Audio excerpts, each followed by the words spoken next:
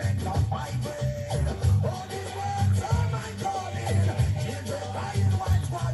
gotta organize this. All right, let's go.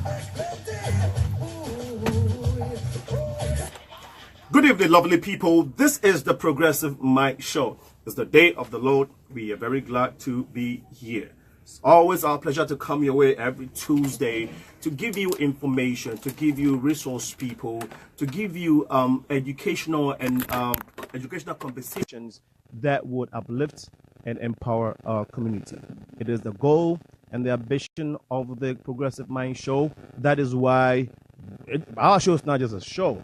It is called the Community Building Show. And so we are encouraging everybody out there who seeks and yearns to contribute one way or the other for the upliftment for our people. And so the Progressive Mind Show is throwing an open invite to all of you. And if you are interested, if you have an idea, if you have a discussion to make that would bring our people up, please send an email to info.progressiveminds@gmail.com. info.progressiveminds@gmail.com. It is a beautiful day. It is cold though, 41 degrees, and it's not going to get any warmer. So, it is going to be cold. We're going to stay that way. Obviously, we are here now. We're in the cold weather now. So, just brace yourself. But just make sure that you are warm, you're dressed warmly, and shouldn't have any problems. 41 degrees it is today. Tomorrow would be 47, 42 the next day. Friday will be 33. It will dip down and be a little colder. And then I think over the weekend we'll have 46, 47-ish. So, it's all right. We're used to it. We live in Chicago. If you're out there and you are listening, if you're in Chicago and in the uptown area, also if you are by UIC and then medical center, the medical district, you should just dial into 98.3, and I'm sure that's what you will do it now. Alternatively, the way you can listen to this show is to go online, wghcfm.org. And then the apps are also available on the Android and iPhone. iPhone, just go to your store and download the WGHC app. If you're an Android user, download TuneIn app and then search for WGHC. This evening is going to be epic. It's going to be very educative. So we indulge your commitment and your attention to this particular conversation. Later on, I will be giving you the phone lines as we bubble down the conversation. The phone lines will be rolled out, so you can also ring and chime in into this conversation. Please share the feed. If you're watching us live on Facebook, please share the feed so your friends and our friends can communicate or actually benefit from what we're talking about today. If you can find us on Facebook, just search for Progressive Minds. Search for Progressive Minds, you should see us. And then if you see us, just don't keep it to yourself. Share it with your friends. All right. As you know how the Progressive Mind Show rolls, we would go into the sports update, and then with the health and fitness update, and obviously we would continue with the show in terms of having our guests here. They are already here, and so in a few minutes you're going to be seeing them. All right. Now in the world news, in the sports world, the Premier League obviously took place over the weekend, and all the other major European leagues as well. But I'll only go into the few fixtures of the Premier League, and then we can roll on to the health and fitness update. Well, Everton had a beautiful game with Watford. It ended 3 in favor of Everton. Watford had 2. Tottenham Hotspurs 1, Crystal Palace 0. Tottenham Hotspurs don't seem to be losing games. Their form is of no fluke. These guys have come to stay, and we should see how long it lasts. I think the fact that they have a consistent coach and a consistent team, is doing well. It's helping the team actually. And then Manchester United played Chelsea, which was a great game. I'll tell you a little bit about that. But let's talk about Man City versus Arsenal. It was a beautiful game, man. The way Manchester City is playing this year, I doubt if any team can beat them. I think they might even win the league without conceding a goal or without losing a game.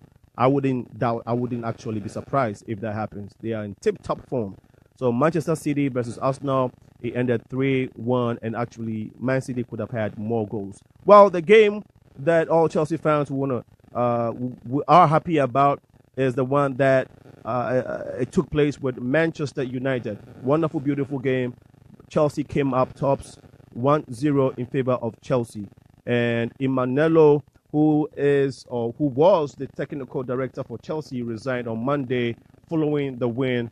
And you can tell there's some friction between him and the coach. I may be right, I may be wrong, but body language speaks a lot, and I took a cue from what happened on Monday. Okay, now in terms of, so we will just go straight into the health updates.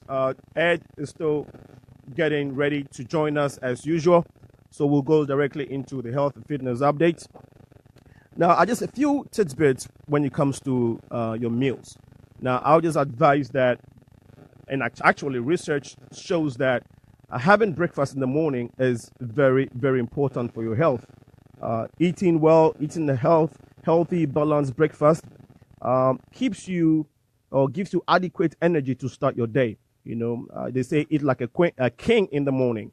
And so I would advise and encourage that if you don't like eating in the morning for diverse reasons, people do it as a result of they want to check their weights, for all kinds of reasons. But the best thing you can do to your body is eat well in the morning, so you have the energy to go through your day, and then eat in between. Do not eat too heavy during the lunchtime, and do not say you're not going to eat at all because you're trying to check your weight. Have a balanced diet. Maybe a sandwich with some greens in there. It will keep you going during the day. You're not going to be drowsy and be feeling lazy at work, and it's also going to give you enough energy to stay up so you can keep your work going. And at night, you want to also eat early, okay? Do not eat late. Try and eat at least 2 or 3 hours before you go to sleep. Okay, that would be it for health and fitness update and sports. We will go for a musical break. When we come back, we will definitely begin the conversation. Stay tuned to WGHC 98.3 FM. This is your voice, your music, your station. You're listening to the Progressive Mind Show with your host, Alinko. We shall be right back.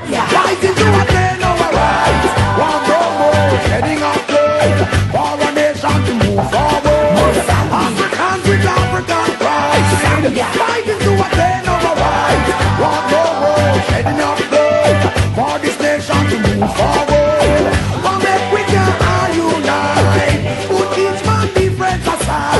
Why can't we just come together? See some tribal wars and fight. Who knows better must do better? A source of collective insight may not be exposed to education, but surely knows wrong from right. Africans with African pride, fighting to attain our rights. One more shedding of blood for this nation to move forward. Africans with African pride, fighting to attain our rights. One more shedding of blood for this nation to move forward. You've been gone, it's an empty home. Come on back where you really belong. You are always welcome home, welcome home.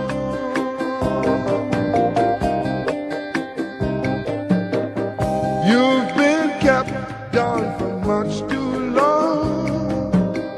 Stand up, please, and say I am free. Don't forget you are welcome home, welcome home.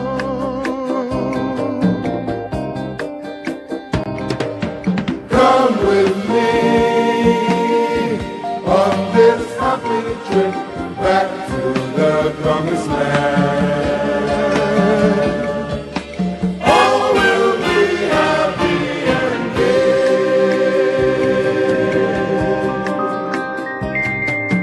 Come with me on this happy trip back to the promised land. All will be happy and gay.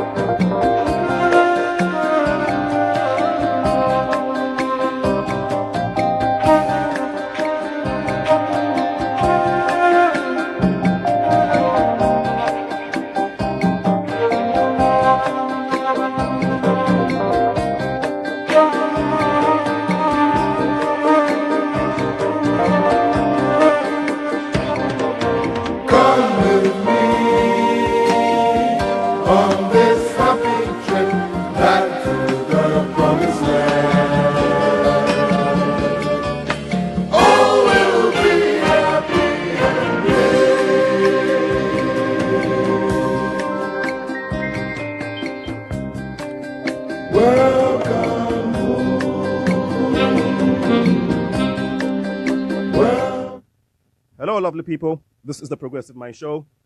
Thank you for tuning in. Share the feed if you're on Facebook, please, so your friends and our friends can participate in tonight's conversation. We'll be talking about the state of African politics, and we have in the seats of the Progressive Mind Show here at WGHC wonderful gentlemen who are very vexed and very knowledgeable in this topic that we're going to be talking about today. On the extreme right is Dr. Clement Adibe. He's a professor at DePaul University and a professor at political science. Mr. Adibe, I would give you a minute to actually let me go through the other panels, and then I'll give you a chance to tell us a little bit more about yourself.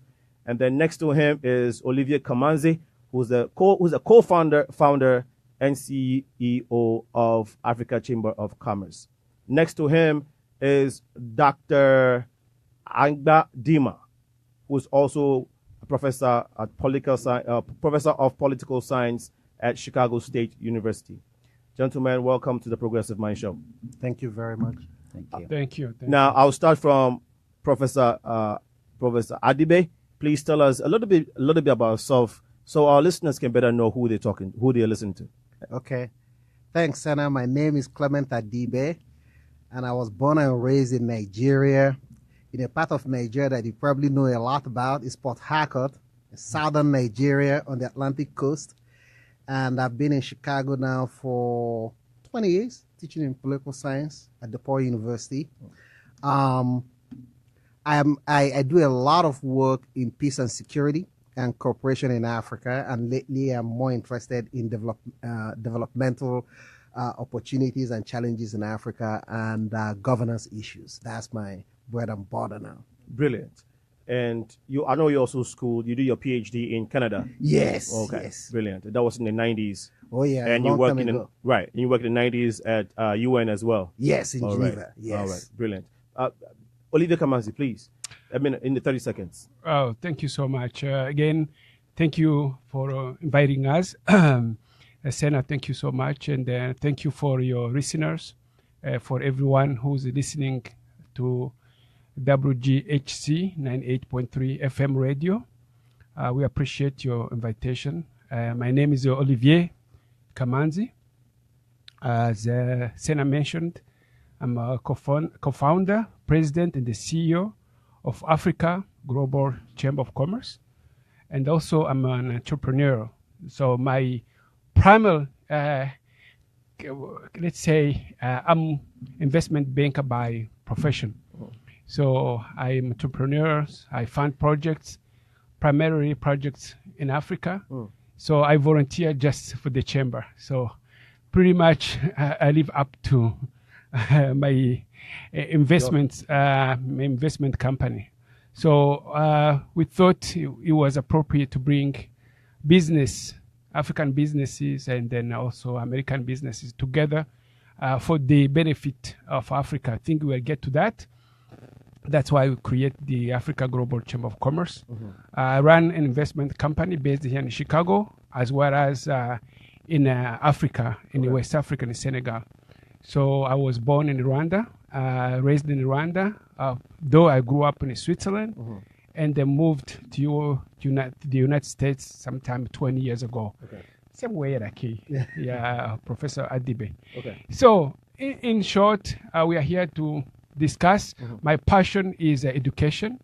I do volunteer for schools, and then I'm also the board member of St. Sabina Academy for the on the south side Chicago. All right, brilliant. Professor Dimah, I know you teach political science at Chicago State University. What else would you like our listeners to know about this handsome gentleman here? I think that is sufficient, but I will be happy to add a little bit to it. I have been at Chicago State. This is my 25th year. I teach African politics.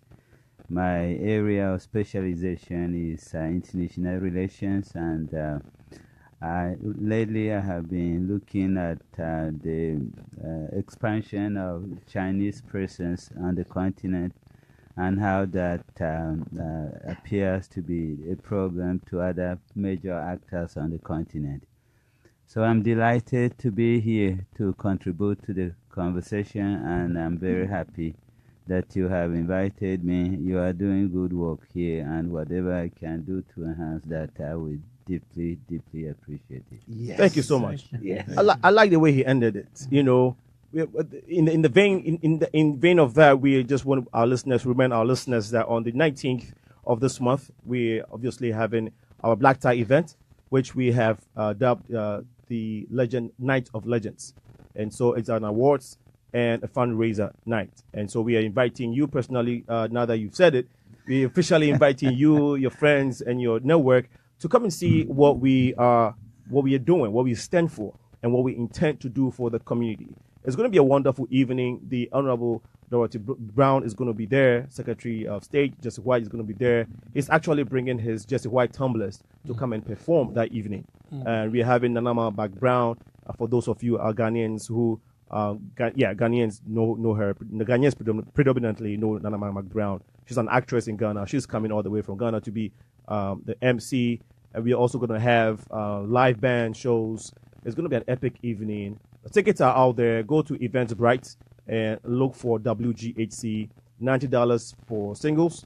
If you're married, $150. If you come in a group of 8, you get it for $600. If you come in a group of 10, even better, you get it for $750. However, if things don't go the way you were expecting and you meet us at the gate, we'll be able to give you some discount. But don't come less than $50, $60. No, we won't accept it. If you come and look for Gio or Alinko or NK at the gate, and you're lucky to find us, we'll definitely help you out. That is just by the way. Tonight we want to talk about the state of African politics, and I want to start from where you ended. The influx of the Chinese in Africa. Currently, we know that the AU headquarters is built by the Chinese. Can you give us the background of, there's common sense in that? Yeah, maybe I should start before that point. When you talk about the state of African politics, it seems to me that it's a catch-all kind of conversation. But if we want, one can begin by looking at regional variations of Africa, because when you look at that, you can understand that certain regions are different in terms of their politics and economics, or how these two sectors interweave. So when you look at North Africa, they prefer to call it Sub-Saharan Africa, and that distinction is dubious in many respects, but that's not my point now. So you have them over there experiencing Arab Spring that is something that came from outside the region and then has disrupted their politics and economics. Okay. You look at the East Africa, they are struggling with the problems of political stability, especially in Kenya, that has become the engine of growth in that region. In Southern Africa, South Africa is struggling with post-apartheid integration of the country. But Botswana, Zimbabwe, even though we don't hear much of it, seem to be doing well in terms of their economic and social progress. Okay. Then you come to West Africa, where I come from. I was raised in Nigeria, and I have spent most of my life here, nearly 40 years in the United States. So you see that there are many forces, some of them are separatist forces, crystallizing in what was predicted to be the end of Nigeria in 2015. It hasn't happened, but you see ethno-regionalist, ethno-nationalist groups springing, and certain groups asking to opt out as a solution to the political problems Nigeria has faced. So if you look at this, you cannot put African politics in one pot. You look at it in segments like that and be able to discern regional differences and certain political differences. Now back to the issue of the Chinese. You know, of course, that Africa has always been sandwiched between the imperialist forces of the East and of the West. Whether you are talking about the pre-colonial period or you are talking about post-colonial period, where you have the French with a very strong presence there, including military and economic presence, where the much of the currencies of Francophone Africa is tied to the French franc. So the independence they have is not a true independence in the real sense of the word, because their trade has to be tied to the French. Now, when you talk about the Chinese, a lot of people say, well, the Chinese have come. They are mostly interested in economics and the harnessing of African resources rather than the politics. So the question which has been asked over since 1991 has been, are we better off aligning our politics and social policies with the Chinese, or we are better off aligning it with the U.S.? And I have looked at that for a number of years now, and it seems to me that Africa has to devise a way to say to forces from outside Africa, look, this is our interest. We don't want to align with you or with the other person unless you meet our interests, and here are the interests. Here is how we feel you can meet them. But when you build a building or you deliver an infrastructural development to a nation or a continent, in some way you expect that you reap certain benefits from what you have done. Or the continent or the particular nation, as it is the case, will become beholden to you. Beyond the infrastructure and many contracts that the Chinese have got, they are now buying land in large quantities from African states, including Ethiopia, where much of their infrastructure is being built. So I am very weary of their presence there, as much as I'm weary of the presence of the French. If we want to say which one is better, you would have to do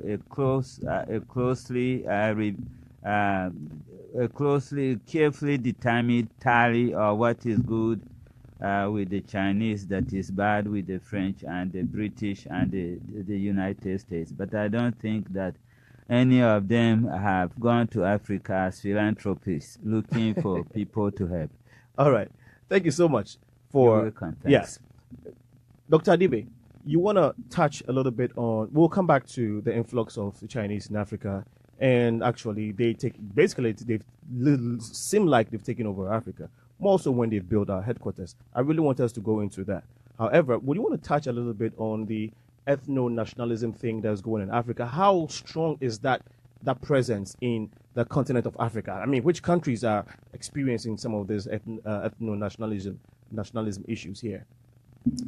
Thank you, Senna. I thought that Dr. Dimah covered a lot of grounds, and I don't know if I can add much to that. But I want us to go back the way he did. Look at why we're here. We're discussing the state of Africa. Well, yes. And somehow, I think the automatic default would be to say, oh, the state of Africa is bad. That won't be news. Africa is actually doing very well. I think the question is, what is the state of the world? The state of the world is terrible. And I think if you relate that to Africa or compare that to Africa, we're actually doing very well. A lot of the problems that we faced in the past, I would say 30 years, have actually reduced a lot. There are a lot of democratic states in Africa now, and I don't mean that ideologically. I mean that simply as a way of trying to find decent governance. We've improved a lot. Still have work to do, but we've improved a lot. You look at the average life expectancy in Africa now, is increased by more than 10 years in the past 2 decades. That's huge. Okay? You look at quality of education and access to education, African youngsters, more of them are in school now than before. I mean, 30, 40 years ago, you had Ghana, and there was literally none. Today, you have Ghana and you have a lot of countries at the level of Ghana. The number of young kids who are enrolled in school is well over 50% in many African countries. You look at investment, Africa is no longer a recipient of foreign investment. It's not just a recipient of foreign investment, but also an exporter of foreign investment. You have many African companies now that have gone global. Some of them are listed in European stock exchanges. But Kamanzi here opened a stock exchange in Rwanda that didn't exist before. So we've done a lot of things really well. So the state of Africa is really good. Now, having said that, do we have some problems here?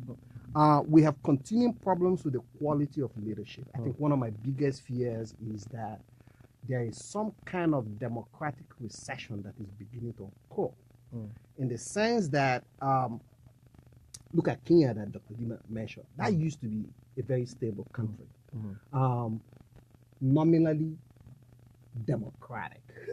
Okay, it's got challenges now. Very serious challenges. And one of the biggest problems we have there is that used to be a very stable country that received people from neighboring countries. Uganda was a mess for a long time. You have Rwandan refugees that have lived there for generations.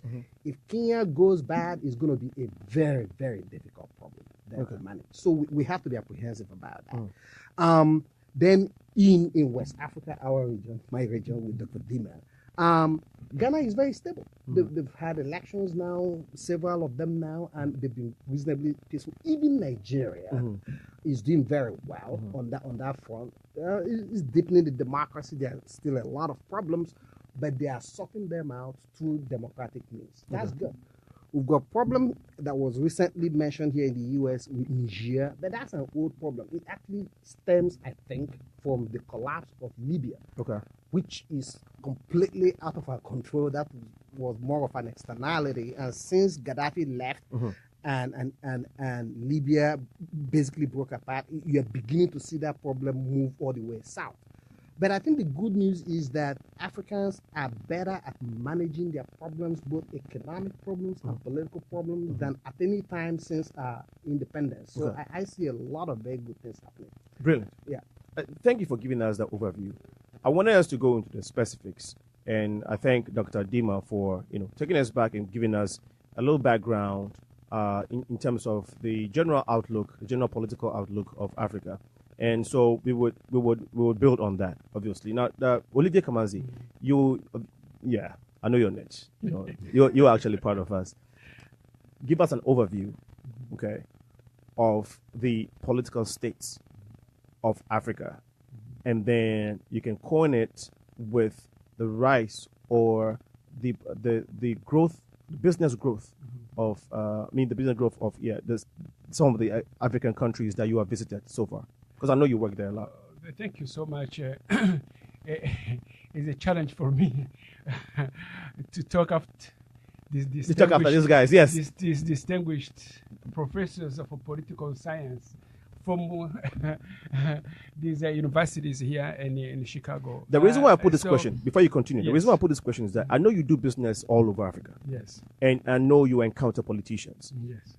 So that's why I wanted to give us from your personal experience. I appreciate that. So going back, let's see, you can't separate the economy from politics or politics from economy. Yes. That's why when we say, did we get independence? On a political side, no. On the economic side, no.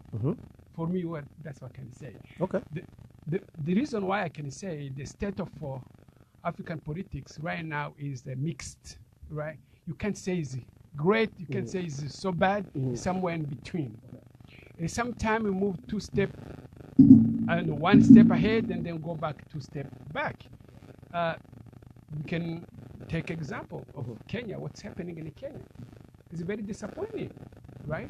We were really expecting Kenya to rise, become such model for entire Africa, because economically Kenya is really booming, doing very well. Yes. Politically, it's a mixed, right? So I really appreciate that. That's the angle I want to analyze what's happening. Let's go back to African history. All right. The history has divided African continent. So we have French-speaking nations. We have English-speaking nations. We have a Portuguese-speaking nations, and so on and so forth. That's where you talked about variation. So, to me, if Africa is going to rise, as we're talking, Africa is on rise, you have to pursue this integration. We are talking about the regional integration. So we are on the path of the integration.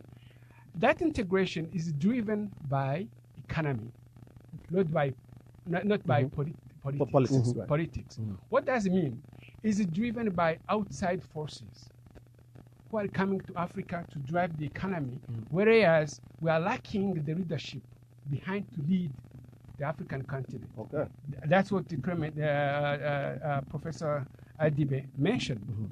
That's the problem we are facing right now. It seems like we are economically we are doing Well. okay, because average growth across African continent is around 5%. Okay. When you compare to US, US is struggling to go above 3%, somewhere around 2% for the last 5 years. Wow. So you see, for the last 10 years, Africa has grown above 5%. 5%. 5%. Economically, we are doing okay, but politically, we are doing worse. Okay. That's my analysis. Okay. So you see some of the leaders in Africa are maintained on power because of the economy. Right? So that's my assessment. So they're doing some horrible things to their own people, and they maintain this dictatorship on their own people because the economy is doing well. So they pretend to say we are doing okay, as well as our people are being fed. So that's really my analysis. That's how I see I know Dr. Dimah want to chip in. Yeah, But I whilst really we're do. chipping in, just want to add this too. Help us establish the correlation between the leadership, like politics, and economic growth. You see, when I started, I indicated something about the Ethno-nationalism. presence of the French on the continent since the period of independence. Then Dr. Adibe mentioned the quality of leadership. If you look closely at the continent, you find that many of the sit-tight, and not all of them for sure, many of the sit-tight presidents on the continent are the ones that were handpicked by the French. They are put there as proteges. Whether you look at the first leaders in the post-independence period or you are looking at the new crop of leaders. Let me give you some examples. Okay. People like Paul Biya. He has been in power for over 30 years. I think since 1982, he is there. He has done things that I cannot even begin to mention this time. The killing of people of southern Cameroon is going on as we speak. And if we look at the history of southern Cameroon, these people were independent nation. They were colonized by Germany, and Germany lost World War I. So they made them to become part of Anglophone Cameroon. So they were independent. Now they want to be independent again, because when they joined them together, they were supposed to have a federated nation. That didn't happen. And Paul Biya has been there since Ahijo. That's the only two presidents they have had. Then you look at Congo Brazzaville. You have Nguesso, who is there for many years. If you go outside of this, Omar Bongo, there for many years. The one in Togo. And then after that, they put their own children or their own proteges in. And if you go to southern Africa, Dos Santos, who has just left office after many, many years, has put in a protege who is going to continue the policies. Now, Togo. Yeah, so when you want the leaders to do what is good for the people and come up with political reforms and economic policies that would be good for the nations and good for the region, you are going to be directly in confrontation with the imperial power, the French. Okay. So that has been the difficulty. Now in Rwanda, however, one cannot help but be very thankful to the approach that Paul Kagame has taken. You know what he has done. So, Can you go into the specifics? One or two specifics. yeah, he has, in essence, told the French, go back to Paris, which is what the other countries have not been able to do. If they do that, they will be inward looking and planning their economies vis-a-vis their neighbors, rather than directing their economic activity to the French. There is not much they can do outside the ambit of French economic and political policies, which is part of the problem. In the Anglophone nations, however, you have Zimbabwe, and you have the president there for many years, but for different reasons. So their own is not the direct control from Britain.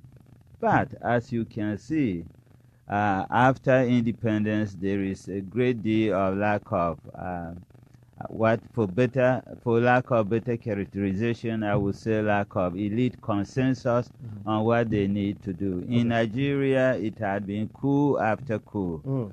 But now that we have been able to have a democratic transition that has lasted longer than it has ever lasted, then you have many forces against that. You have Boko Haram in the north, you have IPOD, or the Biafra secessionists, and then you have the other elements that are very disruptive to the political process. Now, no economy can thrive when you have political instability and uncertainty in the political realm. A quick, before Kamanzi comes in, just wanted to correct something though, or just wanted to get a little clarification on something. I hope Dr. Adibe, you are not saying that, Dr. Dimah, you're not saying though that the struggle of the Biafra people in Nigeria is not in any way inhibiting the political growth or the political stability of Nigeria.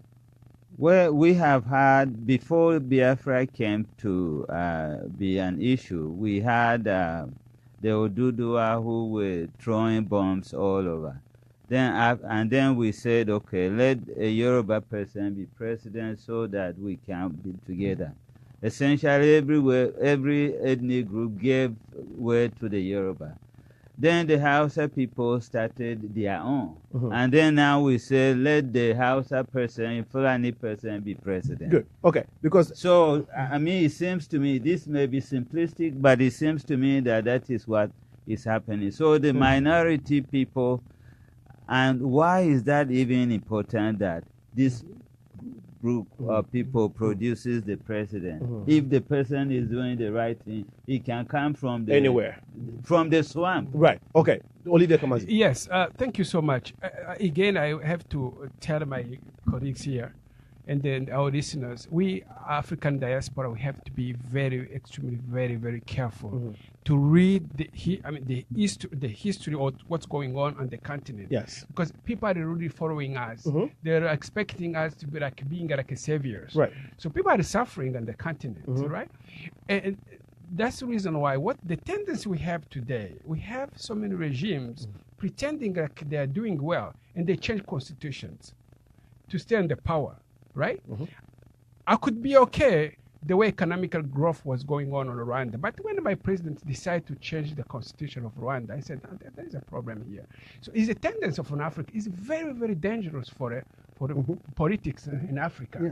This is true for my own country, Rwanda. I disagree with the president to change the constitution. Even though he's saying the Rwandan have that's what you want. I disagree on that. Absolutely. I said, even the people wants that, you can tell them, no, this is not the way we have to go. You advise better. That's why I'm talking about the leadership. The leadership is even when people love you, you are strong enough to say no. Yeah. You know, you see, that's something we people in diaspora, we have to stop this. The tendency, what's going on in the continent of Africa, this tendency, see what's happening with the president for DRC, for Congo. Yeah, Congo. See, Burundi also, he wants to change the constitution. Even if we see the tendency for the Uhuru Kenyatta in Kenya, the way he's acting is bizarre. I'm not a politician. I'm a businessman. Yes. But for me, I think people in diaspora, we have a role to play on the continent of Africa to preserve this what we have what we have gained the so sanctity far of democracy. Yes, This is- exactly. This is the thing. Well, the way I see it, and I completely agree with you, there are all these pockets of issues that are inherently stressful. But you see, democracy is not easy. I think we have to recognize that. And we tend to be almost anti-conflict, that somehow conflict is inherently bad. And that's not true. Okay. I think what is happening in Africa is precisely what you mentioned. A president wants to extend his rule. Of course, it's challenged. It's playing out in Kenya, and it's a very healthy thing that is playing out there. Okay. And we should watch that process and empower those who are going to make positive change. It used to be that wasn't challenged. In Senegal, they challenged and they changed it. Okay? In Nigeria, Obasanjo wanted it. They challenged it. Oh, yeah. And the people won. Even Gambia. In Gambia, the same thing. So some conflict is good for society. Right. When you visit Africa, and I say that, Brother Kamanzi, you go there quite a bit. The energy on the streets is extraordinary. Yes. Okay, young people don't view Africa as French and English. They've gone beyond that. They are very sophisticated technologically. The level of transaction that occurs on a daily basis between them, these youths, is just extraordinary. Right. So again, I go back, look at the face of global politics. We live in the U.S. It's a mess politically. Right. Right? But you know what is keeping this country together? The president can do his thing. The Congress has been bizarre for a while. The American economy is doing its thing, 1%, 2%, and there is local government. There are issues of structure of government that have been delayed in Africa for a long time. Okay. And in the past 15 years, we're beginning to address them. So, Okay. so for instance, in Nigeria, the IPOP thing, why is anybody surprised that there is IPOP? Biafra, the war never ended in Nigeria. Okay. The military just plated it, and of course it has to burst open. So it's a healthy thing that finally people are talking about what kind of society do we want? Right. What kind of arrangement do we want? And I think the key is to guide that process within a constitutional and legal framework. Okay. And it's a healthy thing. We shouldn't be so afraid of challenges to the system. It's part of what a society has to do to advance. Absolutely. Still on the issue of leadership, you want to say something Yes, real quick, yes, please? the 30 seconds and I'll go absolutely. back. The leadership is a key for development, for political, for economic, for social change for any nation, including Africa. When you look the leadership, I really today I look the young people. The young people on the continent of Africa, over 60% of population are young, under 35 years old. So what the legacy we want to leave behind us as people, we have to put our energy in our young people. So that's how I understand the leadership. Leadership is about how do you impact people around you. Okay. You don't build yourself. You impact people around you. You don't develop the followers. Rather, you make people around you become leaders. That's number one. The second is to lead by example. You have to show the good example. When you take some leaders in Africa, just making themselves rich, so much rich, and the remaining over 90% of population are poor. It's not acceptable. Okay. It's not kind of leadership we want as a continent for Africa. But in the same time, when you look what our founding fathers did, people like Kwame Nkrumah, Nyerere, Sekou Touré, and Thomas Sankara, what they did, they were leaders. Those are leaders with transformational leadership. We moved from independence to wars. So right now we're having stability.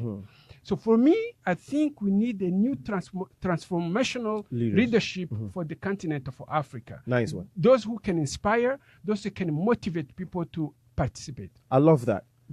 The issue of leadership is big, so we'll stay on that for a little bit. Just want to give a little shout out to folks watching us on Facebook, and I know your friends are watching, so I have to give them props. Okay, Dr. Adibe.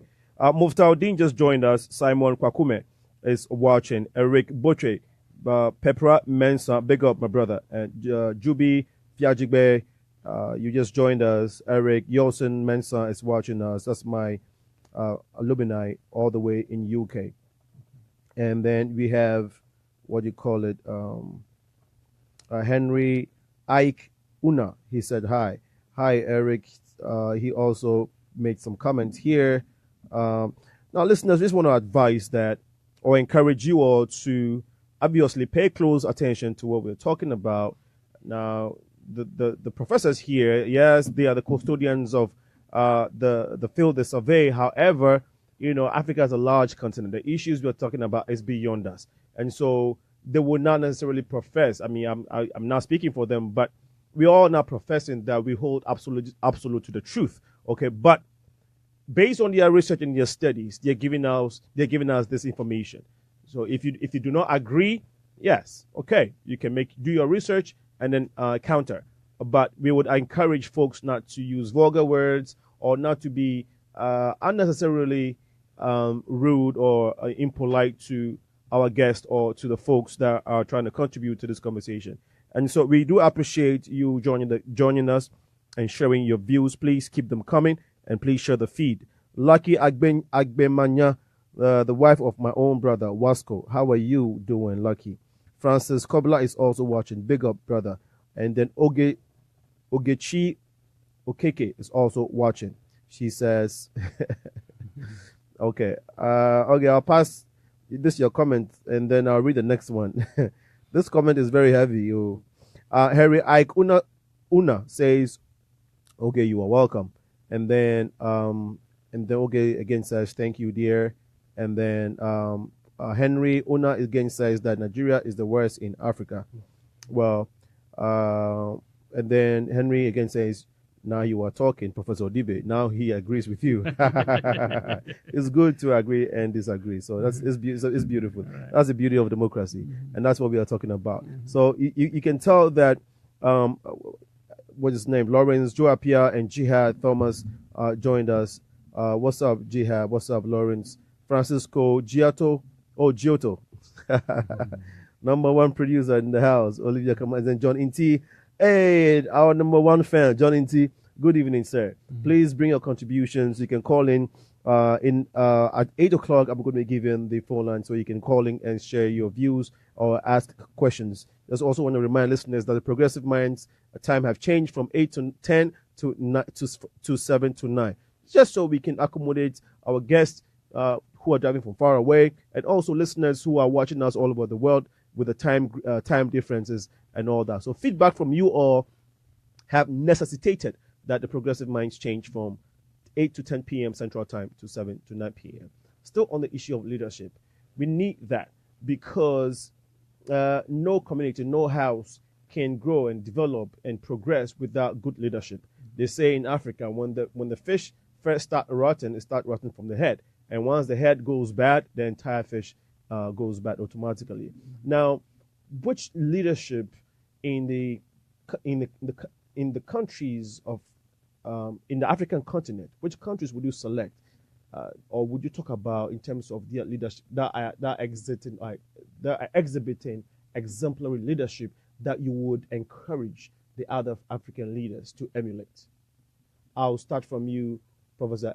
No, you haven't spoken in a bit. So, Professor Dimah, which countries that are obviously showing a lot of good leadership that you would encourage the African leaders to emulate? Well, I wouldn't look to leadership in terms of one individual, but I would look at models that okay. we can emulate and institutions. In fact, strong institutions, particularly in democratic systems, is to be encouraged. When you look at what is happening in Botswana over time, then you are likely to say they are doing things the way it should be done. Okay.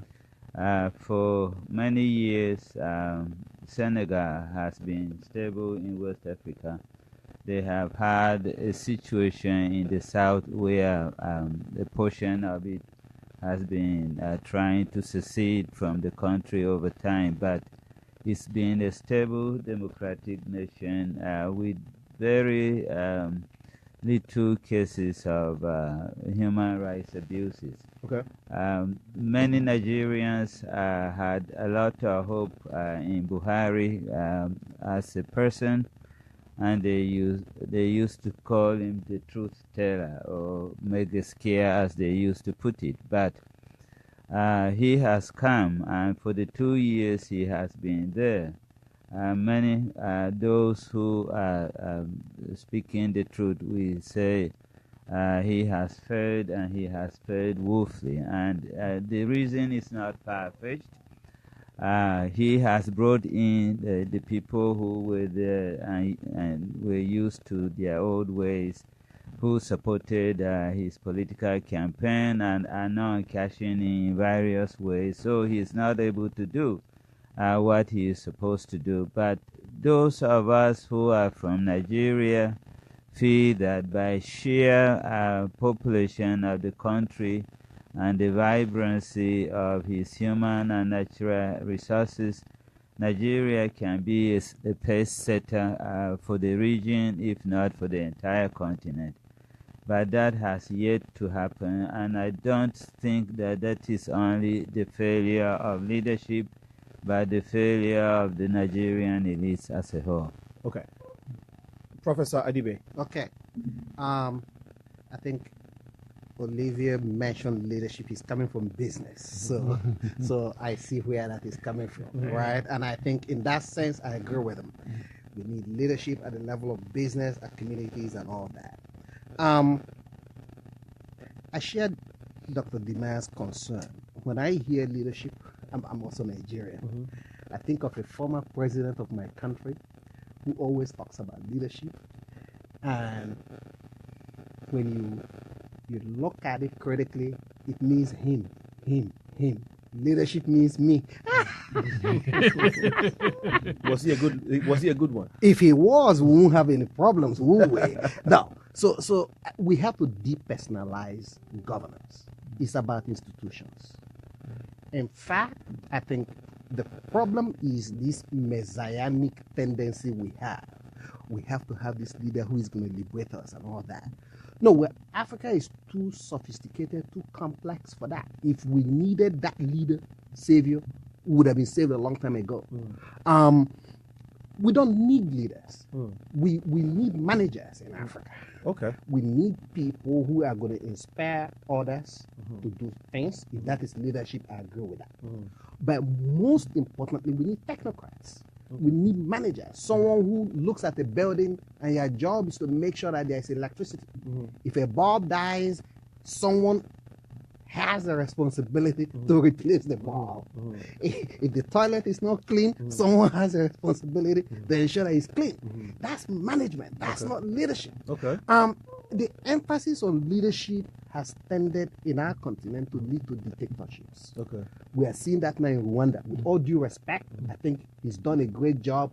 He should leave. If he's that good, he should have developed a cadre of successors who will be doing their own thing. He should step aside. We've seen that in Uganda. Museveni is 75, going to 80. He's still going to lead. If he was that great a leader, he should have been succeeded a long time ago. And by the way, when he leaves, his country should run well. Leadership is not about an individual. Look at Malcolm. Germany works without her. Okay, let me lead institutions. Okay, here is my disagreement to that submission, because I believe that, and if you're a Christian, you know that there are leaders in the Bible. If you're a Muslim, you know there are leaders in the Quran, and the Quran and the Bible and other religious books give credence to leaders who have transformed their times, their generations during their times. We can talk about Moses, we can talk about David, we can talk about Joshua, all right? So I believe in good leadership. That's why I posed that question, because Yes, in as much as we need managers and technocrats, we also need leaders to put in place structures to create room. A good leader is the one that creates, that encourages people, right? They draw talents from the masses to harness talents and skills and abilities together for the betterment for all of us. I mean, for the majority or for everybody. So, if we say we don't need leaders, especially the ones like the Nyereres that we mentioned, the Sankaras, they took over a situation, a bad situation, and then turned a nation around almost single-handedly with their leadership, okay, with their vision. Dr. Kwame Nkrumah, he is the reason why we have African unity, which was Organization of African Unity, okay. So I believe that the continent need transformational and transactional leadership with these kinds of vision. We lack them now. You can mention 3 or 4 of them, like the Patrice Lumumbas. That is what I want us to get You know to. who a leader is? Sorry. Okay, please go ahead. If Tell me. you're going to use that example, Yeah. okay? Not just a leader, but a good I leader. I love Nkrumah, I love Nyerere. I think they were disasters, quite frankly. Okay. I'm being honest with you. Okay. They did their job and should have left it at that. Look at India, Okay. okay? Mohandas Gandhi, Mhm. he was a leader. Right. He inspired his people to do things, Mhm. and he let go. He never sought power for one day. Okay. Who do we remember as India's leaders? Right? Well, you obviously talk about Gandhi. Exactly. Right? But the people who managed the society, it wasn't Mohandas Gandhi Mahatma. Mhm. So look at what Mandela did in South Africa. Okay. He could have stayed on and stayed on. He didn't. Look, Mandela was there. He allowed Becky to do stuff. But he ultimately became a leader. No, you see, the Nkrumah, we shouldn't go back to that example. He didn't help us. Our cultural tendency is towards big man, Okay. and we have to diffuse that. Okay. If we can have some assurance that we're going to have, quote unquote, the leader that we can actually control, let's go for it. We have not shown any evidence of that. Okay. And that model is not, we're not going to have another Nkrumah. It's gone. What do you think it was Nkrumah did specifically that did not help the cause of Africa? No, Nkrumah helped the cause of Africa. He inspired people. But because you mentioned, for the clarity of our conversation and for our listeners. Yes, he inspired people to go beyond self. He inspired Ghanaians to go beyond self. He inspired Africans to go beyond region and nationality. That's great. As an administrator, he wasn't good. He was totalitarian. Okay. Okay, and that comes with the territory of big man. He's the savior. Okay. And he's not a bad individual. Okay. But our culture has a way of corrupting people, especially when we ascribe that word leaders to them. They could get away with it as long as they did, because it was a very different time. Today is a totally different ball game. Yeah, and again, because of the conversation, I wanted you to mention in terms of administrative, that he wasn't too good administratively. So, like maybe some specifics, so he can help our listeners. But I'll come to you. Please hold on to that thought. And Olivia, please. Yes, so let me say this. Let's be careful. Come back again. When we talk about leadership, there is 2 confusing, let's say, theories or going on around Africa. Okay. Let's say Africa has a story to tell.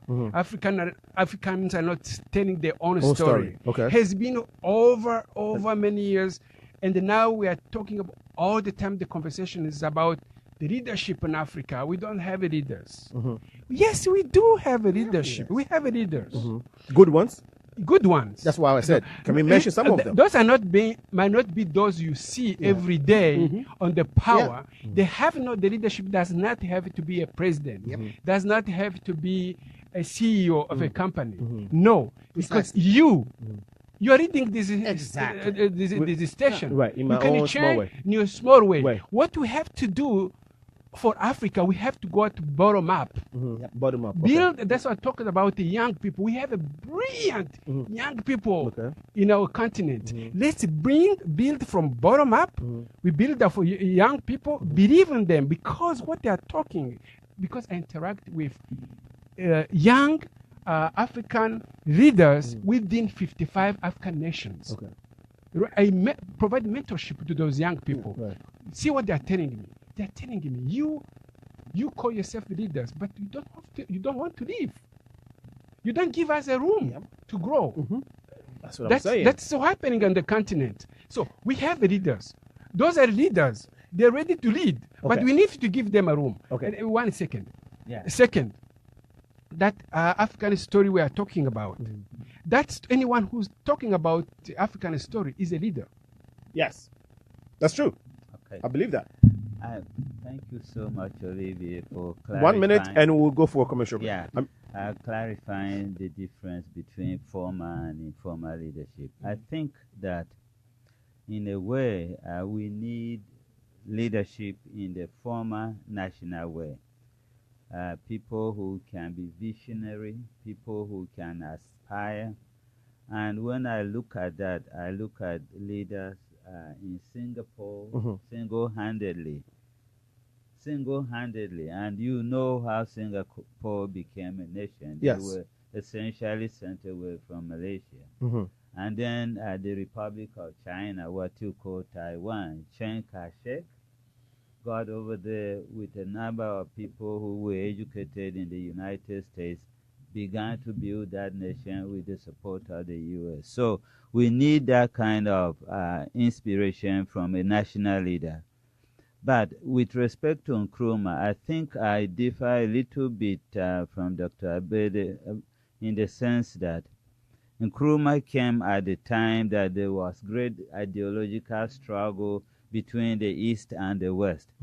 And because he was fighting the West and trying to coalesce African leaders like Patrice Lumumba to go the socialist route, the West imposed economic sanctions against him.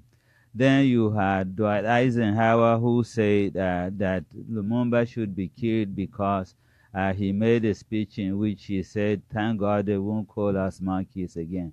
So, but that aside, Nkrumah aspired Africans to become a United States of Africa, where we will have bigger political unions that can stand against the onslaught of Western imperialism and neo-imperialism that we are experiencing now. If we had followed Nkrumah's example of Pan-Africanism, we would not have more than 20 nations. And each of these nations could negotiate powerfully and effectively in international affairs. Exactly. Now we are talking about balkanizing Africans into very small unions that will not be viable. They will not withstand any foreign power that will come their way. Absolutely. Thanks for the submission, listeners. You're still listening to the Progressive Mind Show right here at WGHC 98.3 FM. Your voice, your music, your station. When we come back from the commercial break, I will be giving you the phone lines so you can make your submissions, contributions, and questions. If you also want to see us progress and even get better, please send your emails to info.progressiveminds@gmail.com. We will be right back after this short commercial break.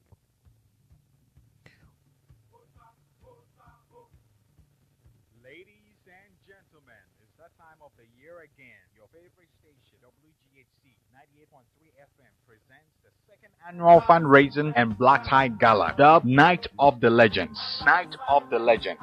Featuring special guests and honorees, Dr. Pakwasi Indum of Group Indum, Dorothy Brown, Cook County Clerk, Dr. Margaret King, Chicago State University, Jesse White, Secretary of State, James Kappelman, 46th Ward Alderman, Dr. Melida Harris, and Joseph Awinoga Jr., Junior Olympic Champion. This year's Black Tie Gala is coming on Sunday, November 19, from 6 p.m. to 11 p.m. at the beautiful Stan Mansion, 2408 North Kedzie Boulevard, Chicago. It's at the corner of Kedzie and Fullerton. Come and experience great live music and entertainment with good food. Oh yeah. It's going to be hosted by Chicago's favorites, Nana Mafo. Red carpet hosted by Cosby Michaels. Fundraising hosted by Mrs. Jennifer Nate. And guest MC and fundraiser, the beautiful, talented Ghanaian actress, Nanama McBrown. Great music is brought to you by Chicago's finest, DJ Andreas. DJ Kishi, DJ Odikro, and the Nyansapor International Band. And of course, good food by PK's Catering and decorations by Sankofa. Tickets are going for $90 for single, $150 for couple, a table of 8,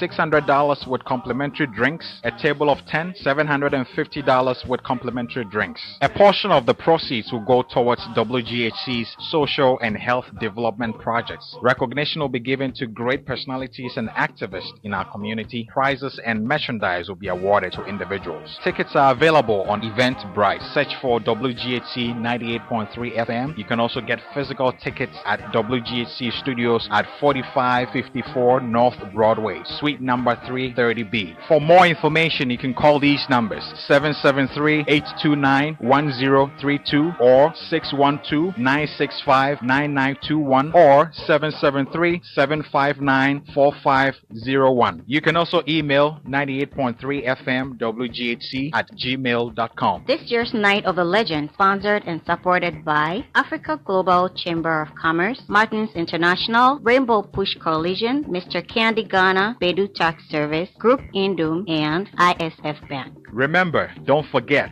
it's Sunday, November 19 from 6 p.m. to 11 p.m. at the Stan Mansion, 2408 North Kedzie Boulevard. Come and let's support this vision together.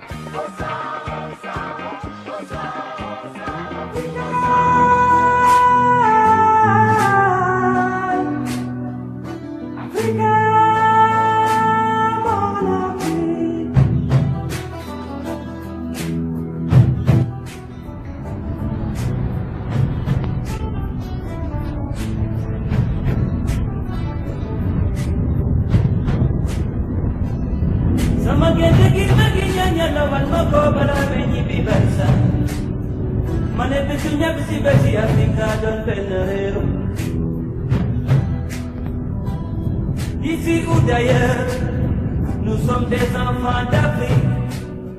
Même si le ciel tombait, luttons pour la paix. Kon jamu Africa, mon laïnyan. Mane jamu Africa, moi suñu natangue.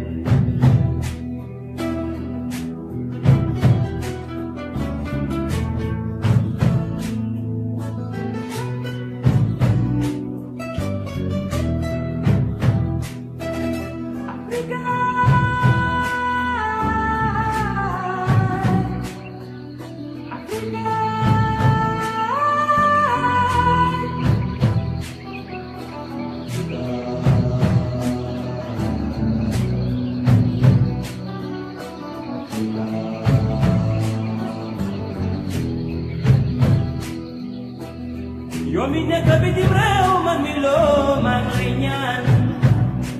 Aglo ko man daam, aglo ko man kumel bulfate Afrika. Ici ou ailleurs, la paix crie du bonheur.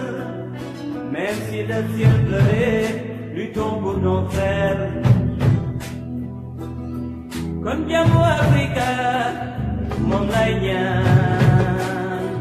Mane jamu Afrika, moi suñu natangue.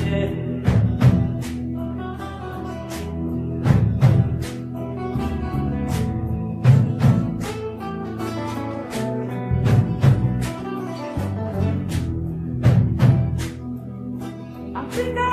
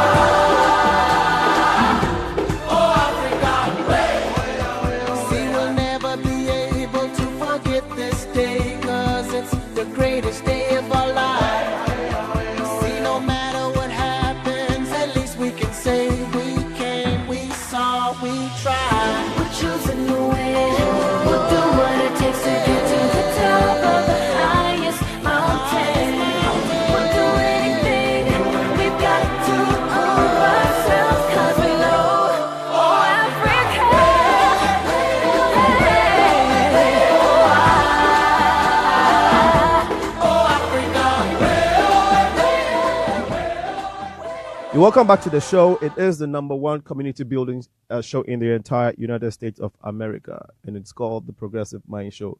Right here at WGHC 98.3 FM, your voice, your music, your station.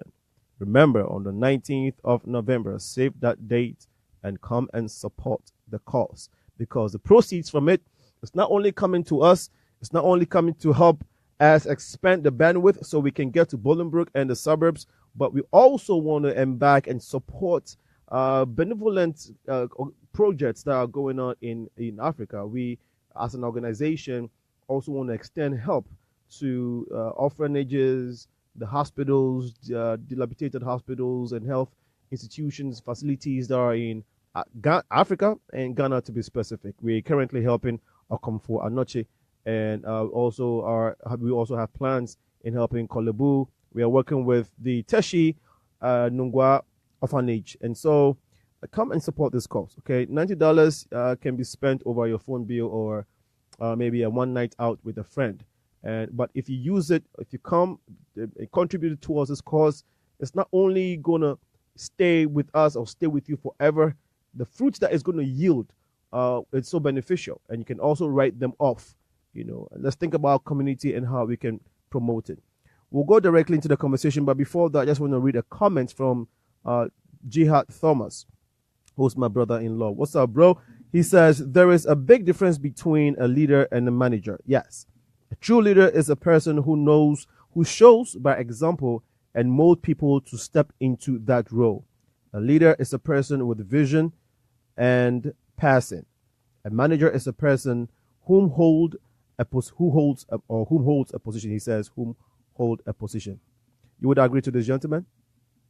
Okay. And so, profound statement he made, and we agree to what you're saying, and we feel like the continent of Africa needs these transformational leaders that we're talking about, because, hey, I think it's everywhere. I mean, if you talk about this country that we all live in, I mean, there's no doubt that the founding fathers of this nation created the framework, created the structure by which the country is growing, and culture of maintenance and all that. We know it. So that's why I am very convinced that if we do have the JFKs, the Lincolns, the Thomas Washingtons kind of leadership, obviously they all have, I mean, there's nobody without a fault, but the kind of legacy they've left, which we are still enjoying now, if we have some in Africa, it will go a long way in helping us. And again, it's not just because they had presidents who were good leaders, which we are crying for.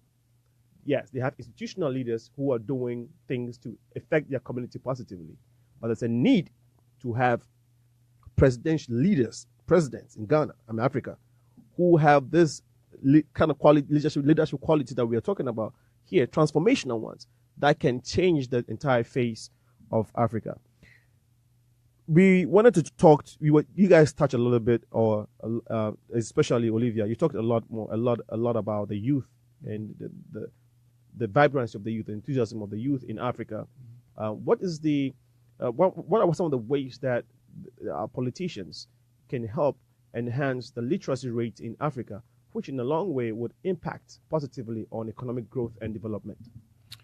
I think when we talk about literacy on the continent of Africa, for the last, let's say, 20 years, Africa has done well in terms of education, in terms of improving education for boys and girls, empowering women, right? There is some more improvement. I'm not saying we are there. There is much work to do. Okay.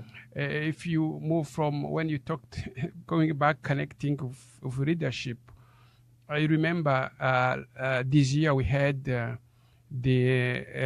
National Youth Development Agency from South Africa. The chairman of that young people in South Africa, who's the head of over maybe 30 million South African youth, was here talking about how the youth state in South Africa. So there is some empowerment for youth in education, but at the same time, we are creating more schools, we are empowering people, but there is now such creating the jobs they come out of the schools, they don't have jobs. Okay. Basically, now is turning down, turning off those who are really aspiring to go to school. So now they're looking let me just go on Facebook. I can make money on Facebook or whatever I can do, because when I go to school, I don't get a job. There's no What's the value in point school. of value for going to Right, school? right. That's the conversation going on the continent of Africa. So we really have to do a better job. Our leaders, we go back to our leaders, have to do a better job to create jobs for youth. You can go in many countries. You take about the Kenya. I was listening to Kenya, maybe almost 40% of 25 to 40% youth in Kenya are unemployed. South Africa around 25%, and so on and forth. We can go around the continent. Is a drama. So we cannot talk about literacy without really addressing issue of education on the job creation on the continent of Africa. Professor Dimah, I wanted to chime in. Yes. Before you do that, currently the president of Ghana, Nana Akufo-Addo, His Excellency, has initiated what we call in Ghana free HS, which is free high school education. And there's a little bit of qualms about it not being implemented, the right way. It's already been implemented. He's already 10 months in governance. He's implemented the program, and they have issues with it. They say it's not the right time. You think that such programs are crucial for the argument that Kamanzi just made? How many minutes do I have? I'll give you 5 minutes. He's an educator. Okay. Yes, I'll give you 5 minutes. Okay, thank you. Yes. I think he touched on a very serious problem. Yes. Some of the restlessness that we experience on the continent in terms of violent crimes, people try to justify it on the basis that you have so many jobless young people. In Africa, yes.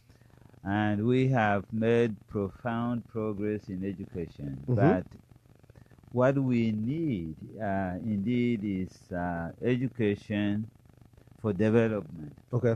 Not education for its own self. For the sake of we it. need an educational system that is going to address the issue of people making a livelihood once they acquire that education. So here, community colleges serve that purpose, and we need to go back to that model that we had in Africa in the post-colonial period, where young people who went to secondary school opted to go to technical schools, where they acquired skills that they could use to gain education. Right. In the past, in much of West Africa, you went to school, you didn't have to pay. You went to the university, you paid next to nothing. They fed you, they clothed you, they gave you transportation home. That was what was happening in the 60s. Okay. But as the populations grew, and this is a serious problem too, the population of Africa is growing much faster than the capacity to live a meaningful life on that continent. And people have to be careful how many children they want to breed versus the opportunities that are there.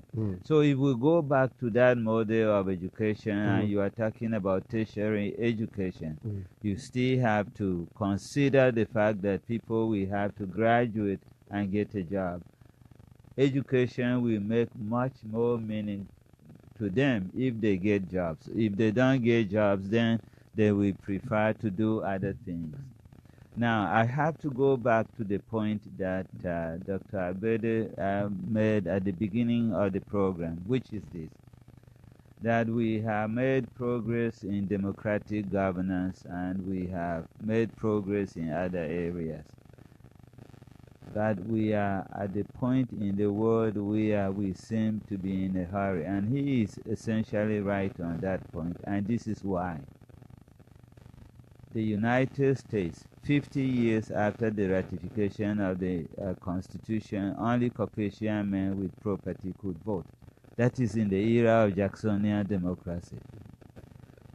And as long as they were there, no other persons could vote. It took a lot for everybody to have a vote. We didn't have to go through that in the post-independence period.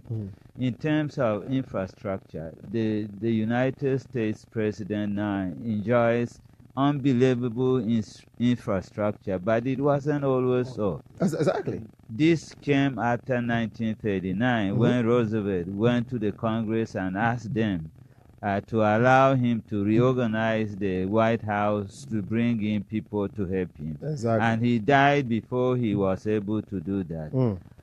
Running water was not in the White House until Rutherford Hayes brought running water to the White House. You went to the White House, you brought in your furniture. When you were leaving, you took your furniture. James Madison had to leave his furniture in the White House for his successor. Which year was this? Yes. Which year? James Madison, he was the 4th president of the United States. In which year? This was between 1820, thereabout. Okay. Okay. Then Thomas Jefferson left the White House $20,000 in debt. $20,000 in 1808 was a lot of money. So if we look at these things, many of our presidents are enjoying unbelievable opulence without understanding that once they corner all of these resources for themselves, there will be little else left for the rest of the people. But that is what is happening. We need to have people who are selfless. And it seems to me that the president of Tanzania, the current president of Tanzania, if he has the opportunity, would be that selfless individual that we need. All right. Now, isn't there a case to be made, though, for people who say, people who try to compare the United States to Africa? Oh, look at the West, look at how America, they've developed so much, even without less resources compared to Africa. And we have all the resources and we can develop, and they keep bashing Africa. They keep bashing Africa. Even when you make comments like, well, we are growing and we are doing better, they're like, oh, no, forget it. Africa is doomed forever. Isn't that case to be made for what you just said? That in the 18th century, right? Look at how, even the White House, the president, look at the situation that they found themselves in. The America didn't start like this. They started from somewhere. Right. Just like what Africa is going through. We're going through these phases. So it's not like the most condemned continent on earth and we're not doing nothing. Yes, we have bad leaders and we are talking about having good leaders. And from what you just said, it seemed like there were some good leaders who took it upon themselves to be selfless and to think about their nations and decided to be transformational, which is why we are enjoying what we see as America today. Right. And that is what we are encouraging our leaders in Africa to emulate. I mean, is that not what we're talking about here? Oh, yes. Kamanzi, if you wanted to come in. It took a long time. So we have to be patient, okay. as he said, to walk through these problems to come to a point where we can enjoy the fruit of our patience and hard work. We don't want to do that. We don't want to be patient. Okay, brilliant. I think he touched a very, very good point when he pointed out about Tanzania. I think Tanzania is doing a good job in terms of developing this kind of leadership we are talking about. Excellent. If we look at the current president, I was listening to radio somewhere yesterday or before yesterday. He was live on TV. He called his ministers or some of them. He asked them, what's your budget? The person, one of the leaders, could not respond, tell the budget for his ministry, whatever it was. He fired him right there. Right there. Because he's fighting against corruption. Right? He's making real. He's going to rural areas, going to hospitals, bringing beds. He's stopping people to travel abroad. At the expense of the government.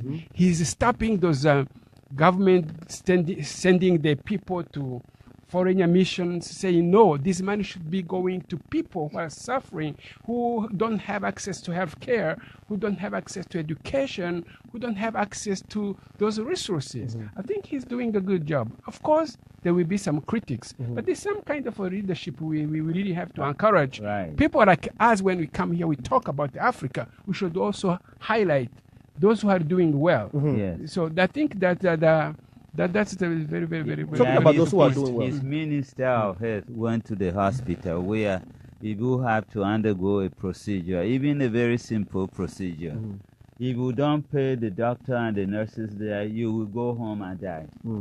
So one day, the minister, who is a woman dressed like a Muslim woman, covered her face, just the eyes. She went there, they asked her to bribe. She took money, she gave. She passed to another desk, they asked her for bribe. She took money and gave. They didn't know that this woman was a minister.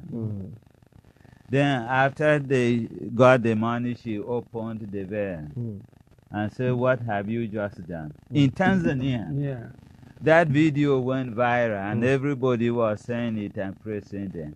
Right. That's what we are talking about. Now, go ahead. With all due respect, my brother, Yes. it's a slippery slope. That is always my fear with these things when you base governance on personality. I read about the Mafulugi's thing with the minister. I thought it was disgraceful, to be honest with you. That here is a president, he calls on a minister, "How much budget do you have?" And he couldn't answer, "You're fired." That sounds like Donald Trump to me. I agree on that. I agree on that because we have to hold our people accountable. Because some people just run away from not being. Yeah, let him finish. I get that. It's a slippery slope, and some of his critics are rightfully beginning to suggest that he's beginning to act like a dictator. In my country, Nigeria, in fact, our current president, when he was a military guy, these guys will go to the office by 7 o'clock. Or workers are not there, they shut the gates, and then once fools coming after them, they made them frog jump. Those kinds of things, they don't lead us anywhere. Okay, I think the example that our senior colleague here gave in the United States is really worth bearing in mind. Development is a very long process, and we need, I think I really appreciate your show. One of the things we have to be able to communicate to our people is patience. Patience. Yes. If you build a strong foundation, that's what you need for societies. Build a strong foundation. You are not going to do it alone. It's not going to be one generation. Build a strong foundation. Do your part. Move away. Let someone add to it. The interstate system in this country that we now think is always been here. No. It's a post-World War II phenomenon. Yes. The United States used to be around 66 from east to west. It took days. End of World War II, that's like yesterday. When you look at the history of this country, right? But look at where it is. In 50 years, it's transformed the entire continent. Right. Okay? So we have to take baby steps. I think we tend to be too critical, and I agree our leaders have failed, governments have failed. I go back to Ghana.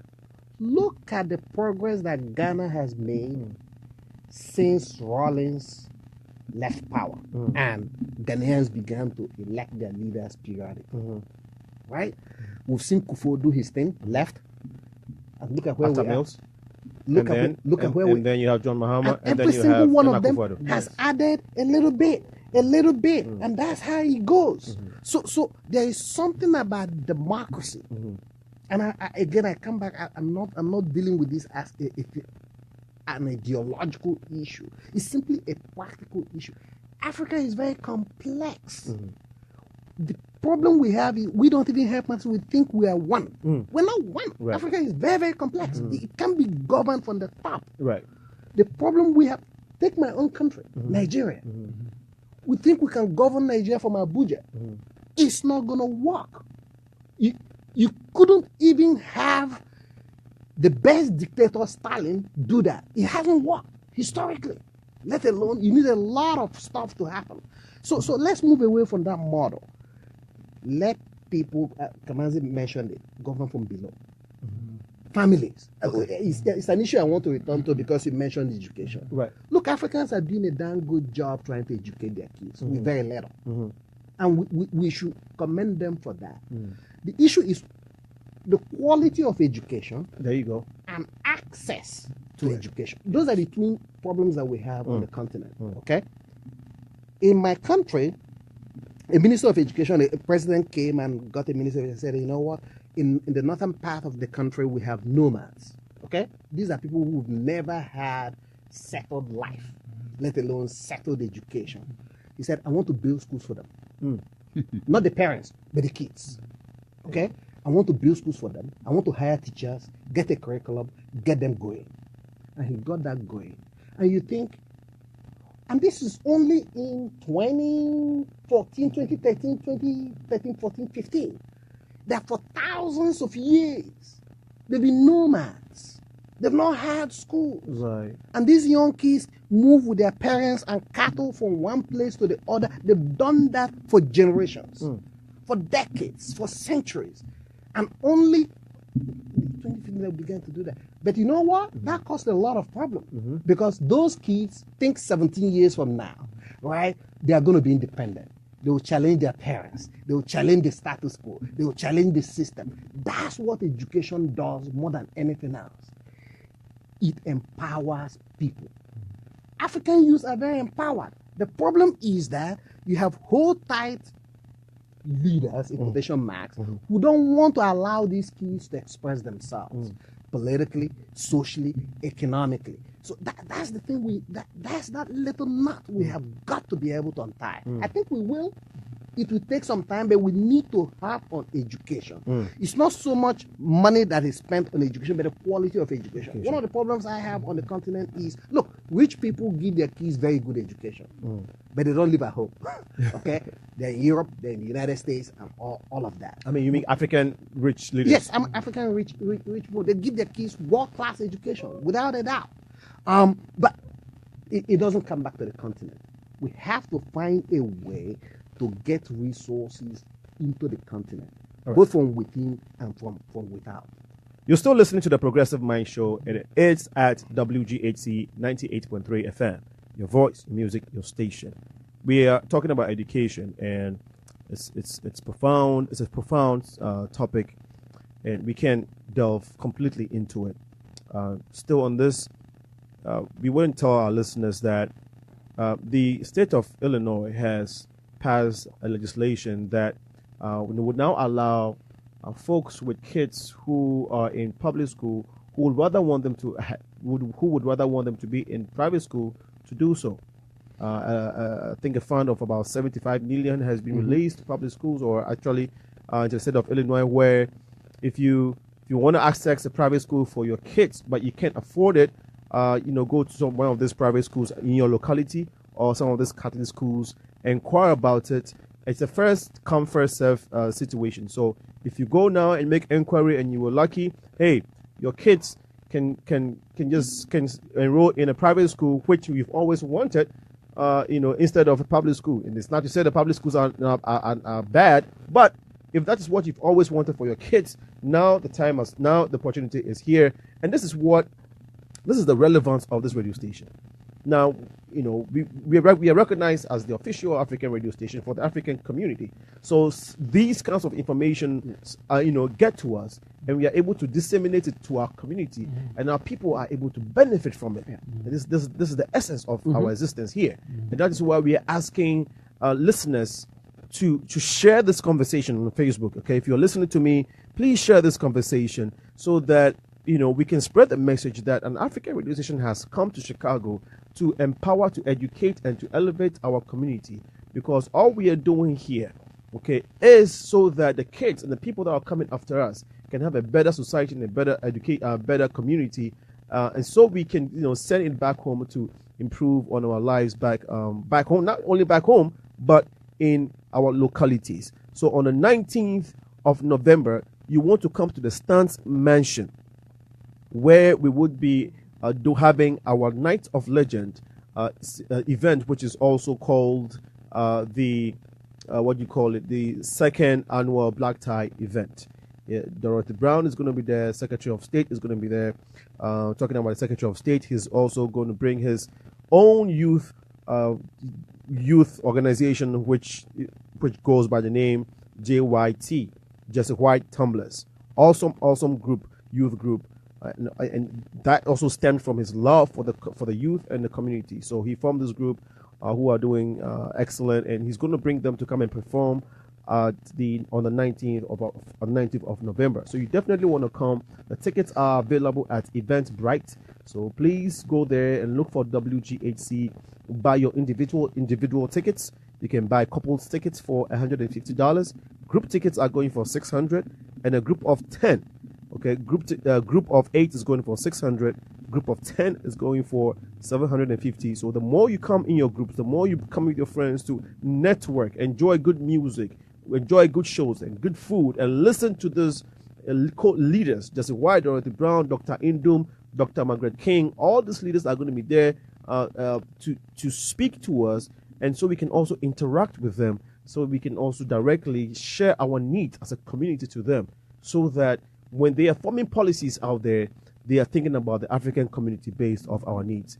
We'll be going for a short music break. When we come back, we would continue with the conversation. The phone lines to call to this show, if you would want to share your piece of this conversation, is 773-942-7167. The number again is 773-942-7167. Stay tuned to WGHC 98.3 FM, your voice, your music, your station. We shall be right back.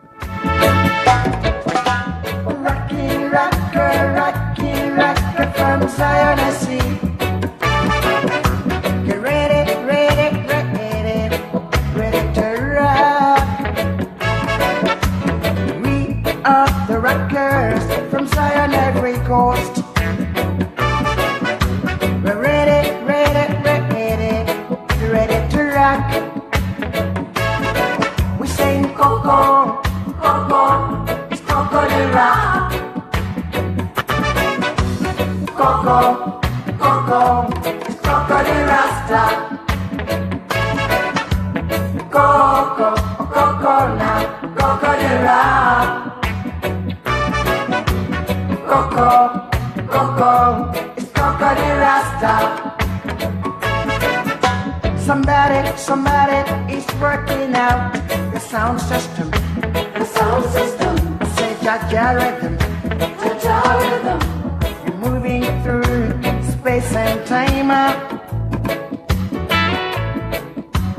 Brother Tumpy ain't got no fear.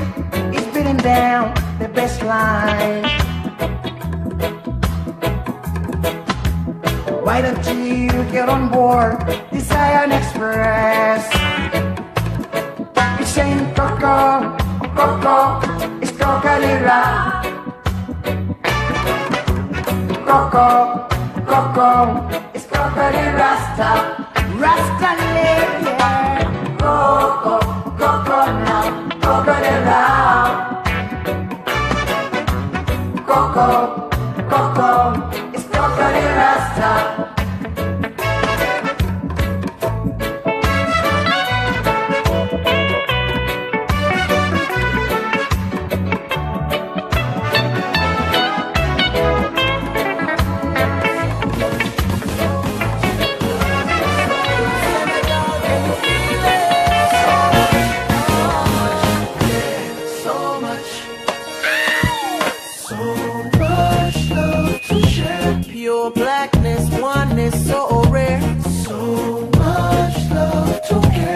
Let them know they missing out. Mama Africa has so much love to share. Sweet blackness, oneness, be there. So much love to care. Let them know they missing out. Sing again. Hey, this for all the love and the life took away. And don't forget we were bought and traded, ripped from the land and shipped away.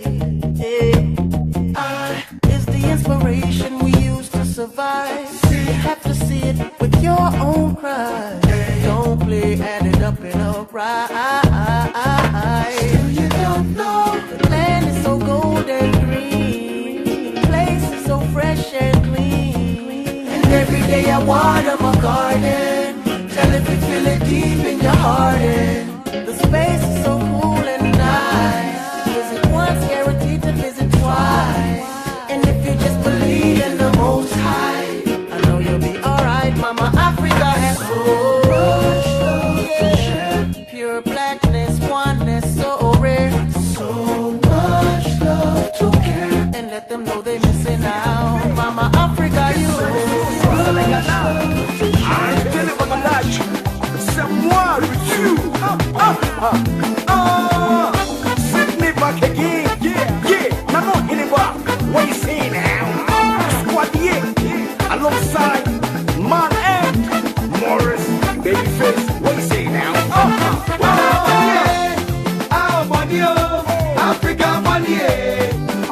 chop and fuga fuga. Wanna money, ah money, Africa money, oga de chop and fuga fuga. He de chop and nyanga nyanga, oga de chop and nyafu nyafu, nyafu nyafu. Wow wow wow, oga de chop and ya. He de chop and fuga fuga, oga de chop and nyanga nyanga, nyanga nyanga. Boom boom boom, oga de chop and wow.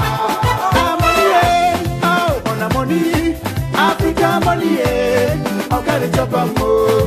Woman they want, rich they enjoy. I say how we go bridge yo. The gap between accountant they chop oh. Oga de chop and fuga fuga. Bank manager they chop.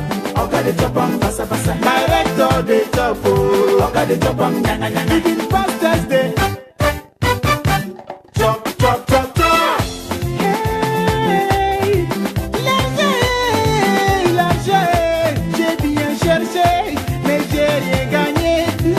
Politique, as-tu pu faire oh oh oh oh oh oh oh. Oga de chop and fuga fuga. Oh oh oh oh oh oh. Oga de chop and basa basa.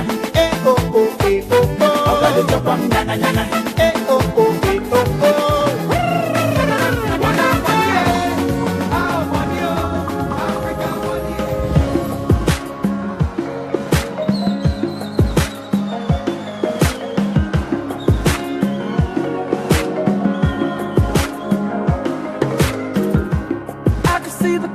Of a rainbow, and I can feel the sun on my face. I see the light at the end of the tunnel, and I can feel heaven in this place, and that's the sign of a victory. That's the sign of a victory.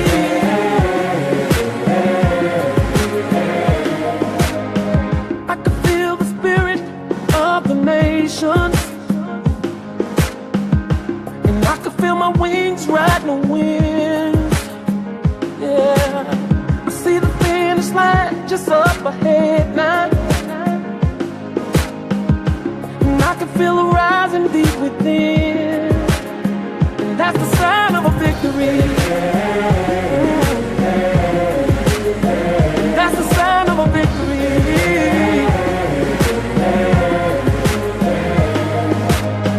I can see the distance of your journey, and how you fought with all your might. You open your eyes to global warming. To Africa, man, through it all. Heaven, shine your light on Africa, on Africa. Oh heaven, rain your love on Africa, on Africa. Heaven, I need you to heal my Africa, my Africa. On my knees praying for a brighter day. Hope the sun will come, change the rain away. All this pain and darkness that's around me, about to lose my strength, give up on this dream, but I've come too far to stop now, for I still got hope. Send your angels down, we need a miracle. Heaven, send your peace to Africa. Come on, to Africa. Come on, heaven. Hey, you welcome back to the show, and we are still talking about the current state of the state of African politics with this fine, handsome gentleman here. On my far right is Professor Dr. Adibe, Clement Adibe, who is a lecturer in political science at DePaul University. And then to his left, no, to his right in the middle here is Olivia Kamanzi, who is a co-founder and CEO of Africa Chamber of Commerce. And then next to him is Dr. Dimah, who's also a professor in political science at Chicago State University. We've been having wonderful conversations regarding the current state of Africa. And obviously, like I said earlier, we will not be able to delve into every aspect of the political spectrum of Africa, but we'll touch on what we can touch on now. God willing, we'll have a part 2 of this. Before one on the break, we're talking about leadership and the consequences of good leadership and bad leadership and how it's affecting Africa, and the fact that Africa is thriving. It's not in a dilapidated situation where it's retrogressing. It is actually progressing little by little, but even though there's more room for improvement. But I want us to, in a few minutes that we have, the program is supposed to end at 10, but I'm getting signal from my good producer that we can go a little after 9 p.m. So, gentlemen, rest assured that I will not be rushing you. But how is it that Africa has so much resources? Almost every resource you want on Earth is in Africa. Actually, the continent with the most resources. How is it that we are not able to use it for the benefit of the entire continent and its people? What's the game our politicians are playing? What kinds of resources? We have all the resources. We have gold, natural resources. Now, the human resources, we touch base on that in terms of the high rate of illiteracy. Yes, we know that. And we are working on education. Like as you stated, Ghana has initiated a free high school education. And we hope that a lot of countries in Africa will initiate such programs. Because like Dr. Dimah said, that is how we grow our economy. In their days, he said, there was free education, even up to like university level, right? And I remember in Ghana, when you were in university, all these companies will come to you on campus to try to lure you to your companies with cars. They presented your cars to you on campus at the university. It tells you how but of late, it looks like the value of education has been lost in Africa. I think the problem has been, and Brother Kamanzi here is the expert. He would talk to us about business. I find that, and that's why I asked you what kinds of resources. Natural resources. Oftentimes when we talk about resources, even our own presidents, prime ministers, they think gold, diamond, oil, gas, and all that. No, they forget the most important, the people. Mm-hmm. Our people are our most important resource. And quite frankly, until we begin to see an African child as a resource rather than a burden, we're not going to make much headway. That's the key. If we begin from there, it will have a multiplying effect. Now, gold and diamond and oil, nowhere as important as that. So that organizing principle, we need to refocus our politics and economic arrangement around the people. We are producers and consumers first. Then the other things are things that we use to make all of that happen. But I'm going to yield to Kamanzi. Thank you. It's a very important subject because many people say that African natural resources are a curse for Africa. I disagree with them. Let's see the issue here we have. Okay. The issue we have, Africa is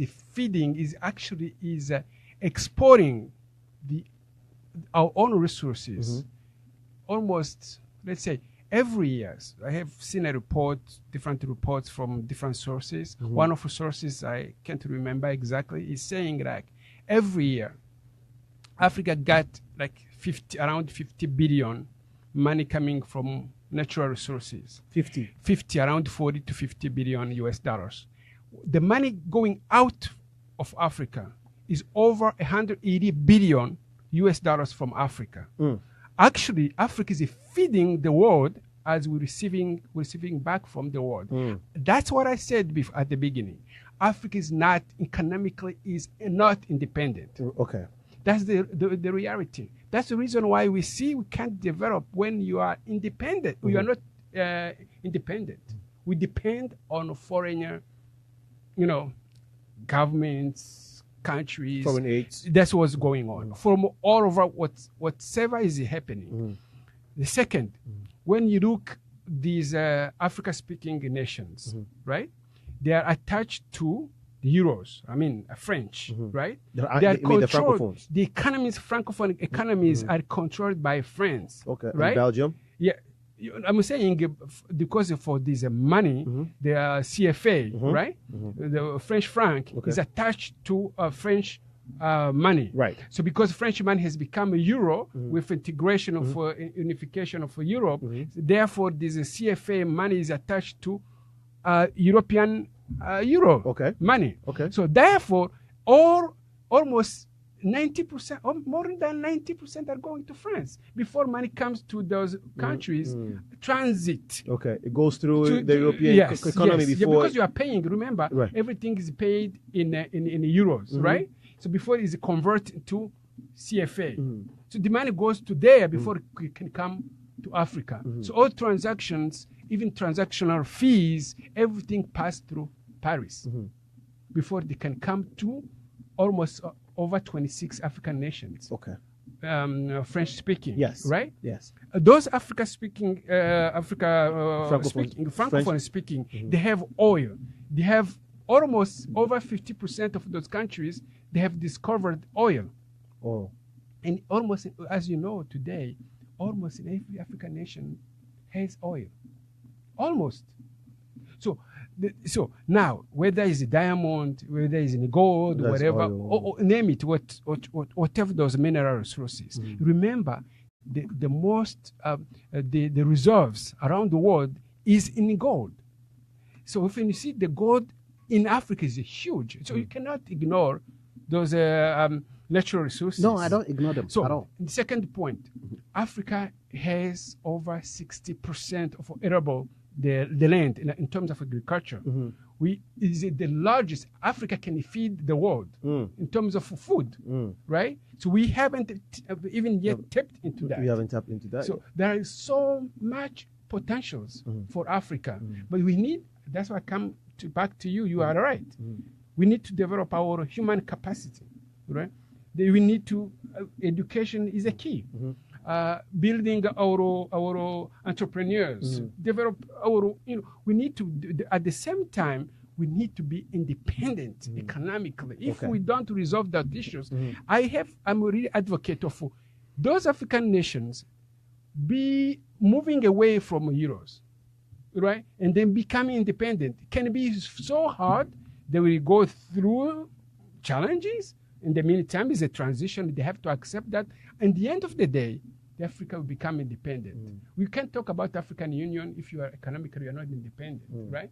Because all budget, all everything is funded by those so-called developed, development agencies globally. They are funding meetings, all kinds of stuff, so that those African presidents can meet within the African Union. We need now to stop that kind of nonsense for us. So there is so many issues today we can talk about. Is a big issue. Right. When we talk about economy for Africa, Africa could become the top continent in the world. So there is a report that came out from World Bank in 2015 that stated that a continent like Nigeria, as you know, a country like Nigeria, as you know, is the most educated people on the continent of Africa. Even here in the US, you have most doctors. Within black people, the Nigerian doctors are the highest. You mean the African community? No, African American, they top. Okay. African American, okay. Nigerians. They are here, you can correct me if I'm wrong. So now that report says that by 2050, Nigeria will become, in terms of population, over 350 million people, taking over United States. Second, everything being equal, Nigeria could become amongst 10 top developed nations in the world. Okay. Right? If things keep improving the way the democracy is getting in place, now Nigeria is top number one in top, economically on the continent. Okay, so Nigeria is number one in terms of economic it took over from South Africa used to lead African in terms of the size of economy, in terms of GDP growth. Okay. GDP growth. Okay. Yes, Nigeria is leading now. Nigeria has taken over. Okay. Now, so depending, we have to see with oil crisis what's happening. But Nigeria has taken over almost around 500 billion US dollars, around that number. So while South Africa is around 300 billion to 400 billion US dollars in terms of growth. Right. Right. So the same report states that by the 2050, in terms of a population, Africa will take over from China. Okay. In terms of population, maybe we can go somewhere around 2 billion people. Right now we're around 1.1, 1.2. Population will go around 2 billion, even beyond that number. So you see, Africa has potentials. I mean, there are so much opportunities, so much potentials, but those things will not happen if we don't do what we have been talking around here. If we don't address the issue, are we independent really? We're dependent on others. Okay, we'll come to that. Yes. Please hold. Dr. Dimah wanted to say something, but then just got a signal from my producer that we want to play one. Let our listeners know about our 19th event. So please stay tuned. We'll come back and continue the conversation.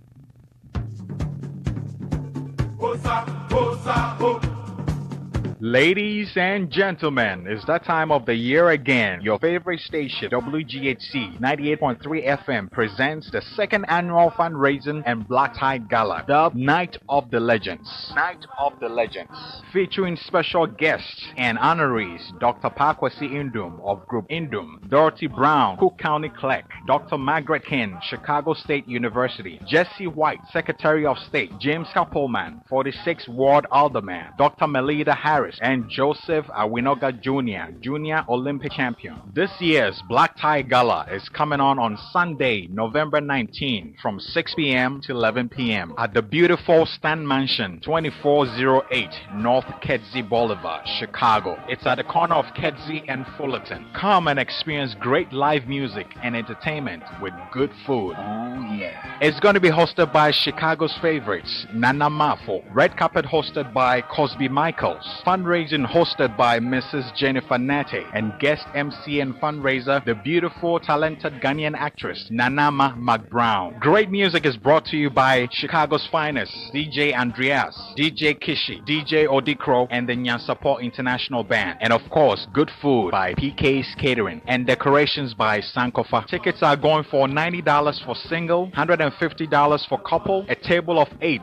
$600 with complimentary drinks, a table of 10, $750 with complimentary drinks. A portion of the proceeds will go towards WGHC's social and health development projects. Recognition will be given to great personalities and activists in our community. Prizes and merchandise will be awarded to individuals. Tickets are available on Eventbrite. Search for WGHC 98.3 FM. You can also get physical tickets at WGHC Studios at 4554 North Broadway, Suite number 330B. For more information, you can call these numbers: 773-829-1032 or 612-965-9921 or 773-759-4501. You can also email 98.3fmwghc@gmail.com. This year's night. All right, welcome back to the show with your host, Alinko, and we are on the Progressive Minds talking to this wonderful gentleman discussing the state of African politics. I just want to go over a few Facebook comments and then we'll continue the conversation. It's 9 p.m. The show is supposed to be ending now, but based off the magnanimity of the issues we are discussing, and obviously it's concerning Africa, we've been given a few minutes to extend the program this evening. So please bear with us whilst we have this conversation in the hopes of finishing up in the next 15 minutes or so. What's the name? Henry is still watching. Thank you so much for joining the conversation. He says, God bless your radio station. Thank you so much. God bless you too. Johnny Wood says, I agree with the guy in the middle. His name is Olivia Kamanzi. He's the CEO of Africa Chamber of Commerce. So you want to talk to him after this program if you have any intentions of doing business in Africa or even here. And he says that I agree with the guy. He says the corrupt old leaders should get out of the way for the new generation to take over. Look at 93-year-old Mugabe, president for life. Lord have mercy. That's how he concluded. And then Danny Kwame, I'll make sure I got his name right. Daniel Kwame says, good job, Alinko. Thank you so much, my brother. And then Mausi says, good job. Thank you, Mausi. God bless you. And God bless your new show, which is the Hododio show for the Ewe community. You want to tune in to watch that show. Tokbi Hododio, Mike, and then what's his name? SB Don. Wonderful guy. I love your show on Monday. Marcy is saying we all have the resources. We have all the resources, but have very corrupt politicians. They only become politicians for personal gain and promote hatred and genocides. If you want to go to genocide, we won't finish today. But we want the issue of resources and the issue and the importance of training our human resources to take advantage of this resources that we have. How have we inculcated the issue of the revolution of technology, even to help develop or extract or some of these natural resources that we have? What's the state of technology in African politics?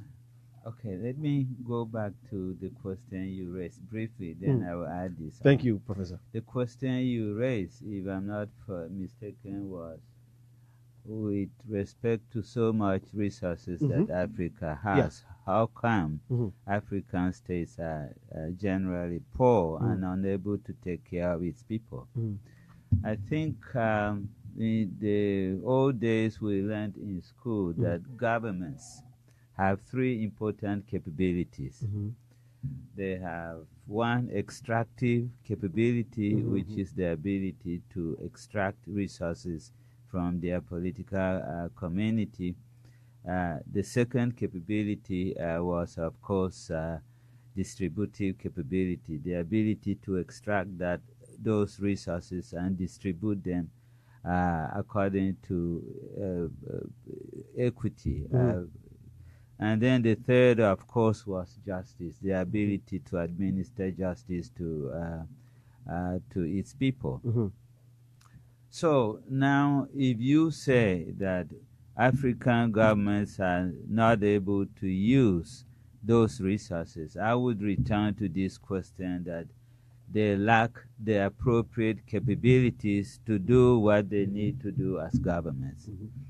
But beyond that, you have to understand that, as he has eloquently explained, we are still dealing with neocolonial vestiges that were there because, see what happened in African history.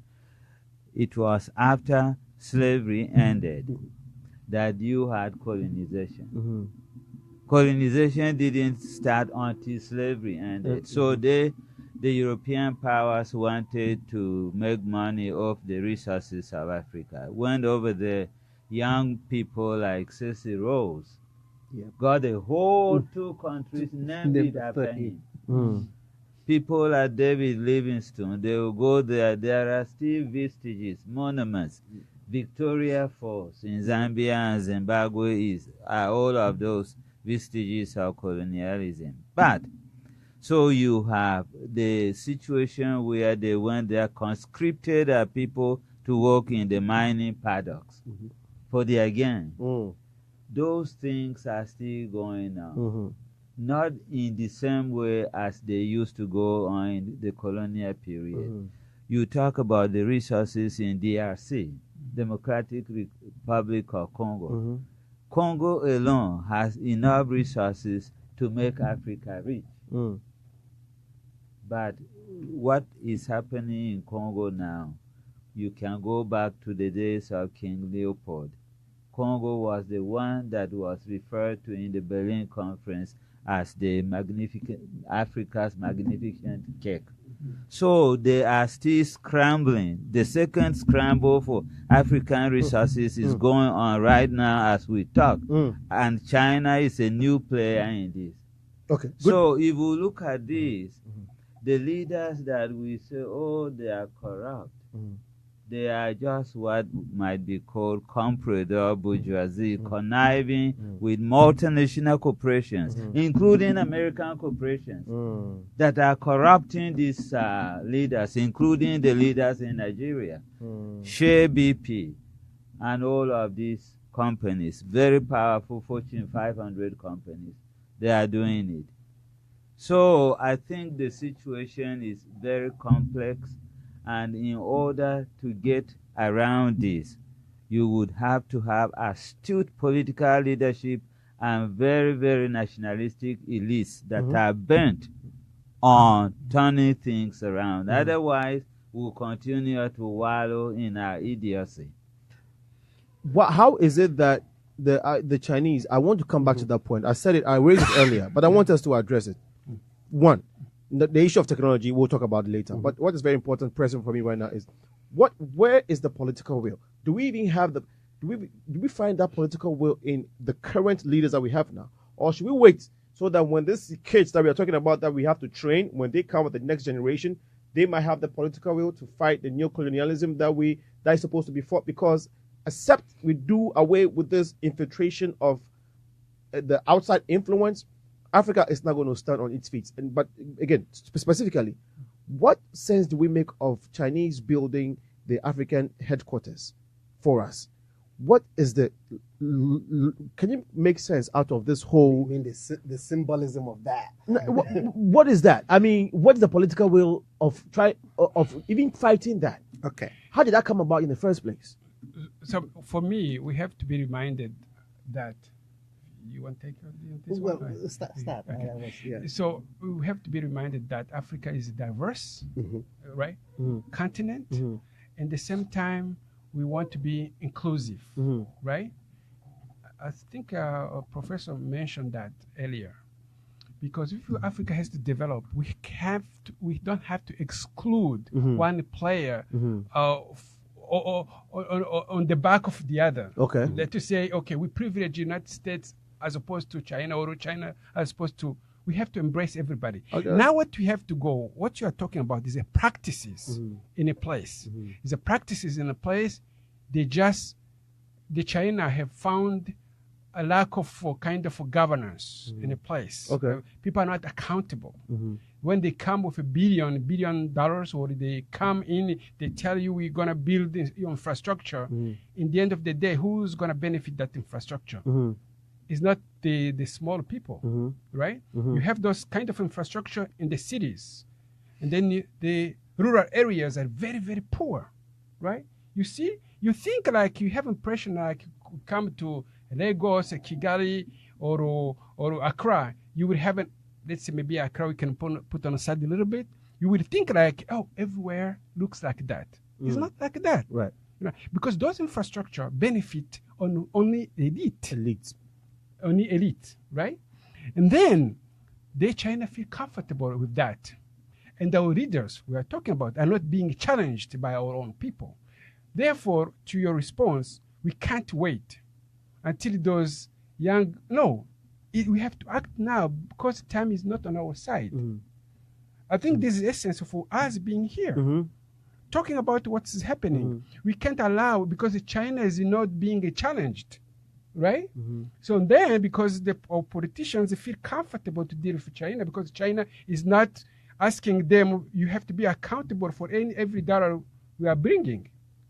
Right? I think that's the reason why what I'm facing every day is about U.S. companies. They want to come to Africa, but they want to make sure those governments are accountable about that, because they have to come up with rules and regulations.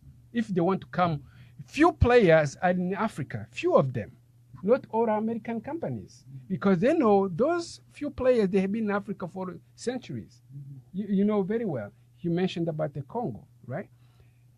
So personally, coming from Rwanda, I see every day what is happening, how Congo has been utilized, exploited. The Rwanda has become like a platform to be used for the benefit for the international players. They transition to Rwanda to the DRC, and then of course Rwanda we benefit from that, right? So that kind of dealing has to stop, right? We have to stop. Maybe you can add on that. It's a very complex issue, but in the same time we have to. It's a very that's complex how I can read that situation. It's rooted in something really very simple, historically. It's industrialization. Okay, our continent is still essentially a very pre-industrial society, and because of that, we are more reliant, okay, on the Chinas and the US and all of that. So that's understandable. I get that. If I'm very optimistic, about Africa. It's not because I'm doing it without regard for some of the concrete issues, but I'm looking at the headwind that Africa faces, and I think you talked to Dr. Kamanzi. We move from slavery straight to colonialism, and I don't even know that colonialism has really ended. It's been a continuation of that pattern, and yet we persist, and yet we turn the corner every now and then. So there is something there. Now the approach I tend to take to this, I don't want China to be singled out as state. They are doing great jobs in many parts of our continent, and they are not alone. The Americans did theirs, the British did theirs, the French did theirs, and all of that. China is just the latest. Somehow everyone is pouring on China as this. I'm not saying that they're good, but they're no worse than others. But they're you see, they're feeling a vacuum. If you go to many African countries, major construction projects are handled by Chinese companies. And you ask yourself why. Part of it is manpower. Okay? Just the technical skill of doing that. They were projects that used to be done by Europeans. Now, European companies are very expensive. American companies are very expensive. They're going to build a bridge for you. Yeah, but it's going to cost you 5-4 times what the Chinese are going to pay. So there's an economic part to it. But underlying that is a basic African problem. I want to go beyond Africa and say black problem. Look at us here in the US. Do we shop in our community? Nope. Not all the time. Do we rent from our brothers and sisters? Nope. Do we patronize businesses in our community? Nope. So our money leaves the community. It's the same with our African American brothers that we met here and live with, right? So our neighborhoods are a desert, economic desert. Back home, what are we likely to do? You send your kid to a school where a European teaches. You go to a hospital where the European doctor is. And now they are charging in dollars. Oh yeah. In foreign currencies. Okay. Yes. So You're you've got selling goods and services in dollars. We in have Africa. engineers in Africa. If we don't have them in Nigeria, we have them in Ghana. If we don't have in Ghana, we have them in Namibia. We have them in Botswana. You could get them. No, we're not going to do that. No. Go import it from China. Go get it from India. Go get it from the US. So it's a pattern that has continued, and that is culture. And the reason that culture exists is because we are pre-industrial. We think of others as being better than us. So we are fighting a two-way battle here. A cultural battle in our head. We've been, back to Dr. Dimah's point, slavery and colonialism made us think we're inferior. We are told we're inferior. We've actually internalized that. I'm Nigerian, and I can't stop saying this. My president goes to UK to get medical treatment for ear infection. You've got excellent Nigerian doctors here in the US treating white people. You've got Ghanaian doctors here treating white people. Okay, you've got Nigerian doctors in Nigeria treating. No, my president goes to the UK to be treated for ear infection. You have just passed a vote of no confidence on your own medical practitioners. So that's a mental thing, and I don't blame him. He's not alone. There are many people who are like that. Do that. So we have that. Why do we have that? That's a question. We are a pre-industrial society. So we have to take ourselves seriously. We have to respect ourselves and each other and treat each other a little bit nicer. That's a cultural thing. Who's to help do that? It's all of us. I like that question. I like that answer. Yeah. All of us. I like that answer. Yeah. And all of us who know better ought to teach those who do not know to come to the level. The issue of leadership comes in. It's not president and prime minister. We have to model behavior. We all should be leaders. Yes, exactly. Each and every one of us should be Correct. leaders and have a sense of community. Yeah. Brilliant. Yeah. Dr. Dimah, we are supposed to wrap it up in 9 minutes. Yes. So if you can make it brief for us. Take maybe 1 or 2 minutes. Thank you. I think I should add that we are in the era of globalization. And globalization has come in epochs, and each epoch of globalization has victors and losers. It will go way back. Now we talk about these problems. You have a situation where even in the West, in this present era of globalization, you have people losing their manufacturing jobs and not being able to do well. So apart from these other issues we have mentioned, we have to take note that we are in an era where labor and capital move freely. Precisely. And they move to where they can make the best gain. Exactly. Okay. Yep. Okay. Yeah. Okay. Can I just so, add to that? yes, add to that. With a little example again, I'm talking mindset. So, in my country, Nigeria, okay, so we hit this snag sometime around 2016. You know, foreign exchange snag, temporary thing, and the government decided that they are not going to accept dollars into their account. Nigerian bank accounts, if you have a dollar account, they are not going to accept that. You're not even going to bring in any money. I think if they had their way, they would have shut down the borders, which they did in the 1980s. And you go, this is 2016. You're not going to accept dollars? Other countries are like, please bring it in. Bring it in. I'm going back to the issue of globalization. We tend to think, and there was a comment about independence. Those are overrated. Okay? In this day and age, you cannot build an autarkic economy. Even if you wanted to, you could not do it. So we have to recognize that we're competing in a world. You have to say what autarkic. Okay. Self-sufficient. We live in a global economy where everyone is in it. So we haven't talked about this. One of the things the AU, I think, planned on doing from NEPAD, I don't know how far they've gone with it, is opening up African borders. Movement of people and goods and services within our continent is still very restrictive. We have got to open it up. Okay? Even national economies are not open. And I'm not talking just infrastructure, you know, the roads that lead you from A to B. We still think almost at the level of village. Oh, this is mine. You shouldn't touch it. It belongs to me. It belongs to my back. And it's a global economy. We are not going to make much. So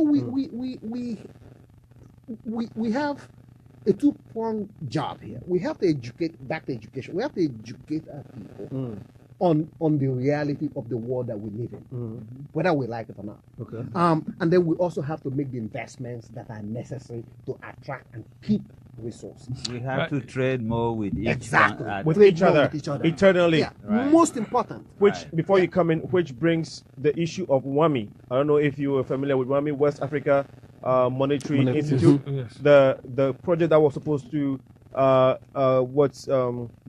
centralize our currency. Of currencies, yeah. Yes. Do you want to maybe Professor Dimah? You want to take after your submission, Professor Dimah, if you can touch on that 1 minute for us.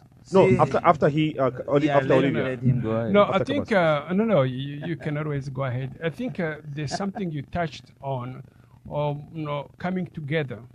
I think sometimes we forget our brothers and sisters, African American, because Africa will not be independent without including our brothers and sisters, African American. Absolutely.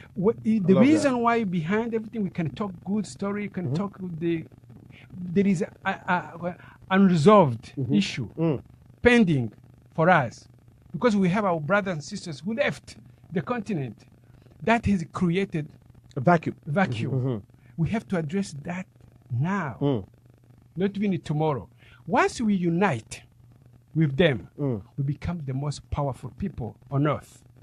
That's my take. Because when you have your child leave your house, you're empty.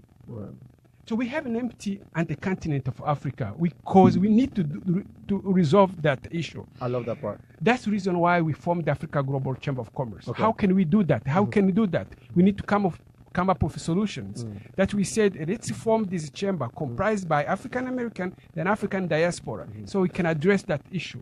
Okay. Right? Okay. There are so many people doing something, but we have to now to start really thinking we being in diaspora here, we have to do a better job. Okay. Because we cannot talk about inclusion if we know some people are excluded. Okay. That's the point I want to make. Thank you so much. What is the current state of WAMI? We are almost at the end of the 1 program, minute. but You have raised a very profound point. You remember Trans-Africa, the NGO that was formed by Mr. Robinson that was very instrumental to fighting apartheid in South Africa, where as graduate students we were shouting Amandla on the streets. But the economic and political power of African Americans is enough to be able to rattle French neo-colonial adventures on the continent. If we come together, they control an economy of $400 billion. That is significant. And they can put enough pressure on the U.S. government to tell the French government to leave its former colonies alone. But back to the common currency for the West African nations. The ECOWAS was formed in 1975. It has come a long way. We have one passport now. And the infrastructure, as he was mentioning, isn't there. One would think that you could drive from Togo, from even Nigeria, all the way to Gambia to enjoy the wonderful beaches there. It is not the case. They have that pending. Now with the trouble in the Eurozone, especially with British exiting and not putting their currencies there, Africans are very impressionistic in their own outlook on things. They may be having second thoughts about integration, but I think that is the way to go. Because that is how they can bring their trade and bring their economy and politics under one umbrella. All right. Thank you so much. We only have 2 minutes, so I'll give you 30 seconds each to give your last submission. I know it's not enough. We haven't exhausted the issues.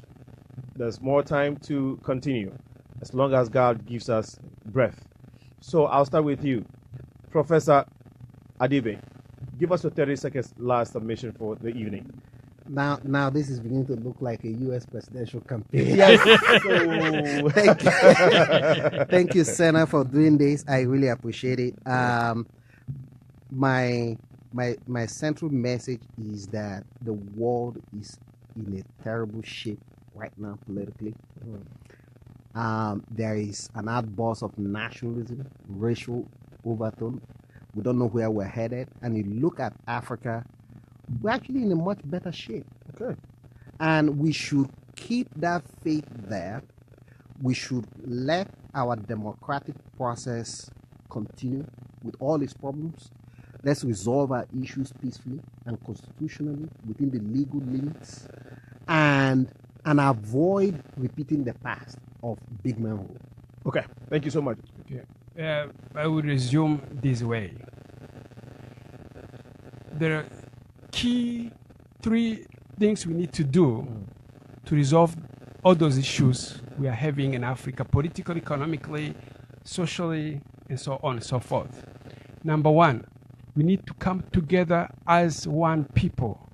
Whoever is suffering in Liberia, someone living in somehow in Lesotho, has to be really empathy, having empathy. There you go. Because is your brother or sister suffering in Sierra Leone? If someone is in let's say in Senegal, because it's a French people, stop talking about in terms of, because I'm French, I'm English. Let's talk about African language. Come up with say, let's stop thinking in terms of colonial languages. And they come together about we are African first, right? So we need to speak African language in terms of I care about you, you care about me. Let's build each other. I like that. In that aspect, in that why coming together on the continent itself, doing intra-trade, not thinking about, I have to trade to Europe. I have to go to US to trade. Let me trade with my neighbor. Trade. Right? I love that. Between, Ghanaian, with Benin, Sierra Leone, yes. Gambia, Trade each other, yes. Trade each other. Start really thinking about local solutions, ownership, taking that kind of ownership. That will help us to build. That's number 1. Second, Africa will develop it through regionalization. Your time is fast. Yes. 1 second. Regionalization, the regional integration, right? You have ECOWAS, you have East African Community, you have SADC, you have all those grouping. Once we group, we start doing those business to those grouping, and then we develop. Yes. Last, let's include the youth in this conversation in terms of leadership of youth and the develop of women. Youth and the women. And women. That's Brilliant. Three things I would say. Okay, you took about 2 minutes. I will be brief. Thank you. I appreciate you. Thank you so much for inviting me, and this has been an exciting evening for me as well as my friends here. I think that no one, and I repeat, no one will respect people of African descent unless we have achieved something of which we can be proud of, and this may come through our economic development. And that is the only way we can gain dignity. So I think redignification of the African, and by this I mean people of African descent all over the world, will come when we achieve the objectives that we have been yearning here. And that will come through an organizing principle of Pan-Africanism, which will lead to total liberation of Africans in the political and cultural realm. Thank you. Wonderful. Man, I've enjoyed tonight's discussion with our honorable guest here. Handsome man. They all look like they're in their 40s. You know, they've been in America. They've had other experiences. It's been a great evening. Listeners, we thank you so much for tuning in up to this time. It's always a pleasure to have you tuning into the show. And as long as you are doing that, there's nothing more I can ask for. And I know a lot of you have shared your comments on Facebook. I'm going to read a few of them, and then we can wrap up tonight's conversation. Kofi Ajokwa just joined us. Thank you so much, Kofi. NK is watching us. Bennett Biney says that, oh gosh, I really missed a lot. Big ups, Olinko. Thank you, Bennett. He says you're doing a great job. Thank you so much. Just want to remind leaders, want Mr. Trump, said a few of our leaders during the... Okay, he's saying that Mr. Trump said something regarding African leaders during the recent UN meeting in New York. He says, a lot of my friends are traveling to Africa to get rich. This statement is very profound, and it sums up how incapable our leaders to even harness our own God-given resources to become wealthy. That is a brilliant point. And he says, sorry for a few errors. Yes, we pardon you. We all make errors all the time. He says, in a nutshell, I'm just saying, we as a continent are sitting on gold. We are sitting on more than gold, my brother. And due to the lack of vision and overall ineptitude by our leaders, we are in this sorry state. Brilliantly said. Godfrey Yeboah is also watching us. Sparkwisi, Mouthful Senior, thank you so much. John Inti, our number one supporter in, I don't know where, I'm sure you are in Chicago. God bless your heart, sir. Please come to the event on the 19th so we can see you. We love you so much for your love and your contributions. Patricia Ousu Ansa is also here. Linda J. Joseph Awinyoga Mausi is also still here. Daniel Kwame, Henry Ike, Una, Johnny T again, and then Oge is also watching, and a couple of few people that I'm not able to reach to because of time. Next week, we shall be coming your way with another wonderful conversation. Please stay locked onto WGHC 98.3 FM, your voice, your music, your station. Do not forget that on the 19th of November, this month, which is next week, not this coming Sunday, but the following Sunday, please come with your friends. Come and see what the Africa radio station WGHC is doing and what we stand for. This conversation we had here part is what we stand for, and more more of it. And so we want you to be part of this conversation, so that one of the things I'll take home this evening is that it's not about the leader, the president. It's not only about him. It's about us, the individuals, taking that leadership role in our communities. If you find yourself in America or in Ghana, wherever Africa continent you find yourself, or anywhere, you have to see yourself as a leader, and how you can effect change is taking upon yourself and going outside your shell to help the next person or doing something that will positively affect our communication. Remember, that the Progressive Minds time has changed from 8 to 10 to 7 to 9 p.m. Central Time so that we can accommodate everyone. Tonight, show was produced by our Honorable Gio, wonderful gentleman here who has helped. And in the seats to my extreme right is Dr. Clement Adibe, a professor in political science at DePaul University. And then in the middle is Mr. Olivia Kamanzi, who is a co-founder and CEO of Africa Chamber of Commerce. Africa Chamber of Commerce, you have to bring us money. We'll talk after the show. And then lastly is the honorable gentleman himself, Dr. Angba Dimah, also a professor in political science at Chicago State University. Thank you, gentlemen, for coming. Joe, thank you so much for helping the show, making a success. Listeners, we thank you. God bless you. See you next week, Tuesday, 7 p.m. Remember, to whom much is given, much is required. God bless you.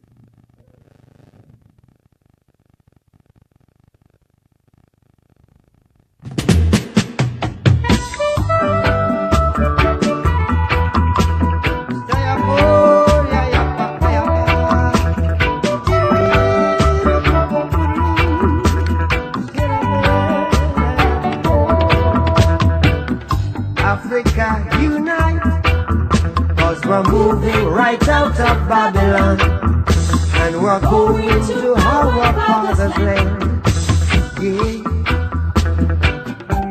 How good and how pleasant it would be before God and man, yeah, to see the unification of all Africans, yeah. Has it been said already? Let it be done, yeah. We are the children of the Rastaman. We are the children of the Higher Man. Africa unite, 'cause the children wanna come home, yeah, yeah. Africa unite, 'cause we're moving right out of Babylon, and we're grooving to our father's land. Yeah. How good and how pleasant it would be before God and man to see the unification of all Rastaman. Yeah. As it's been said already, let it be done. I tell you who we are under the sun. We are the children of the Rastaman. We are the children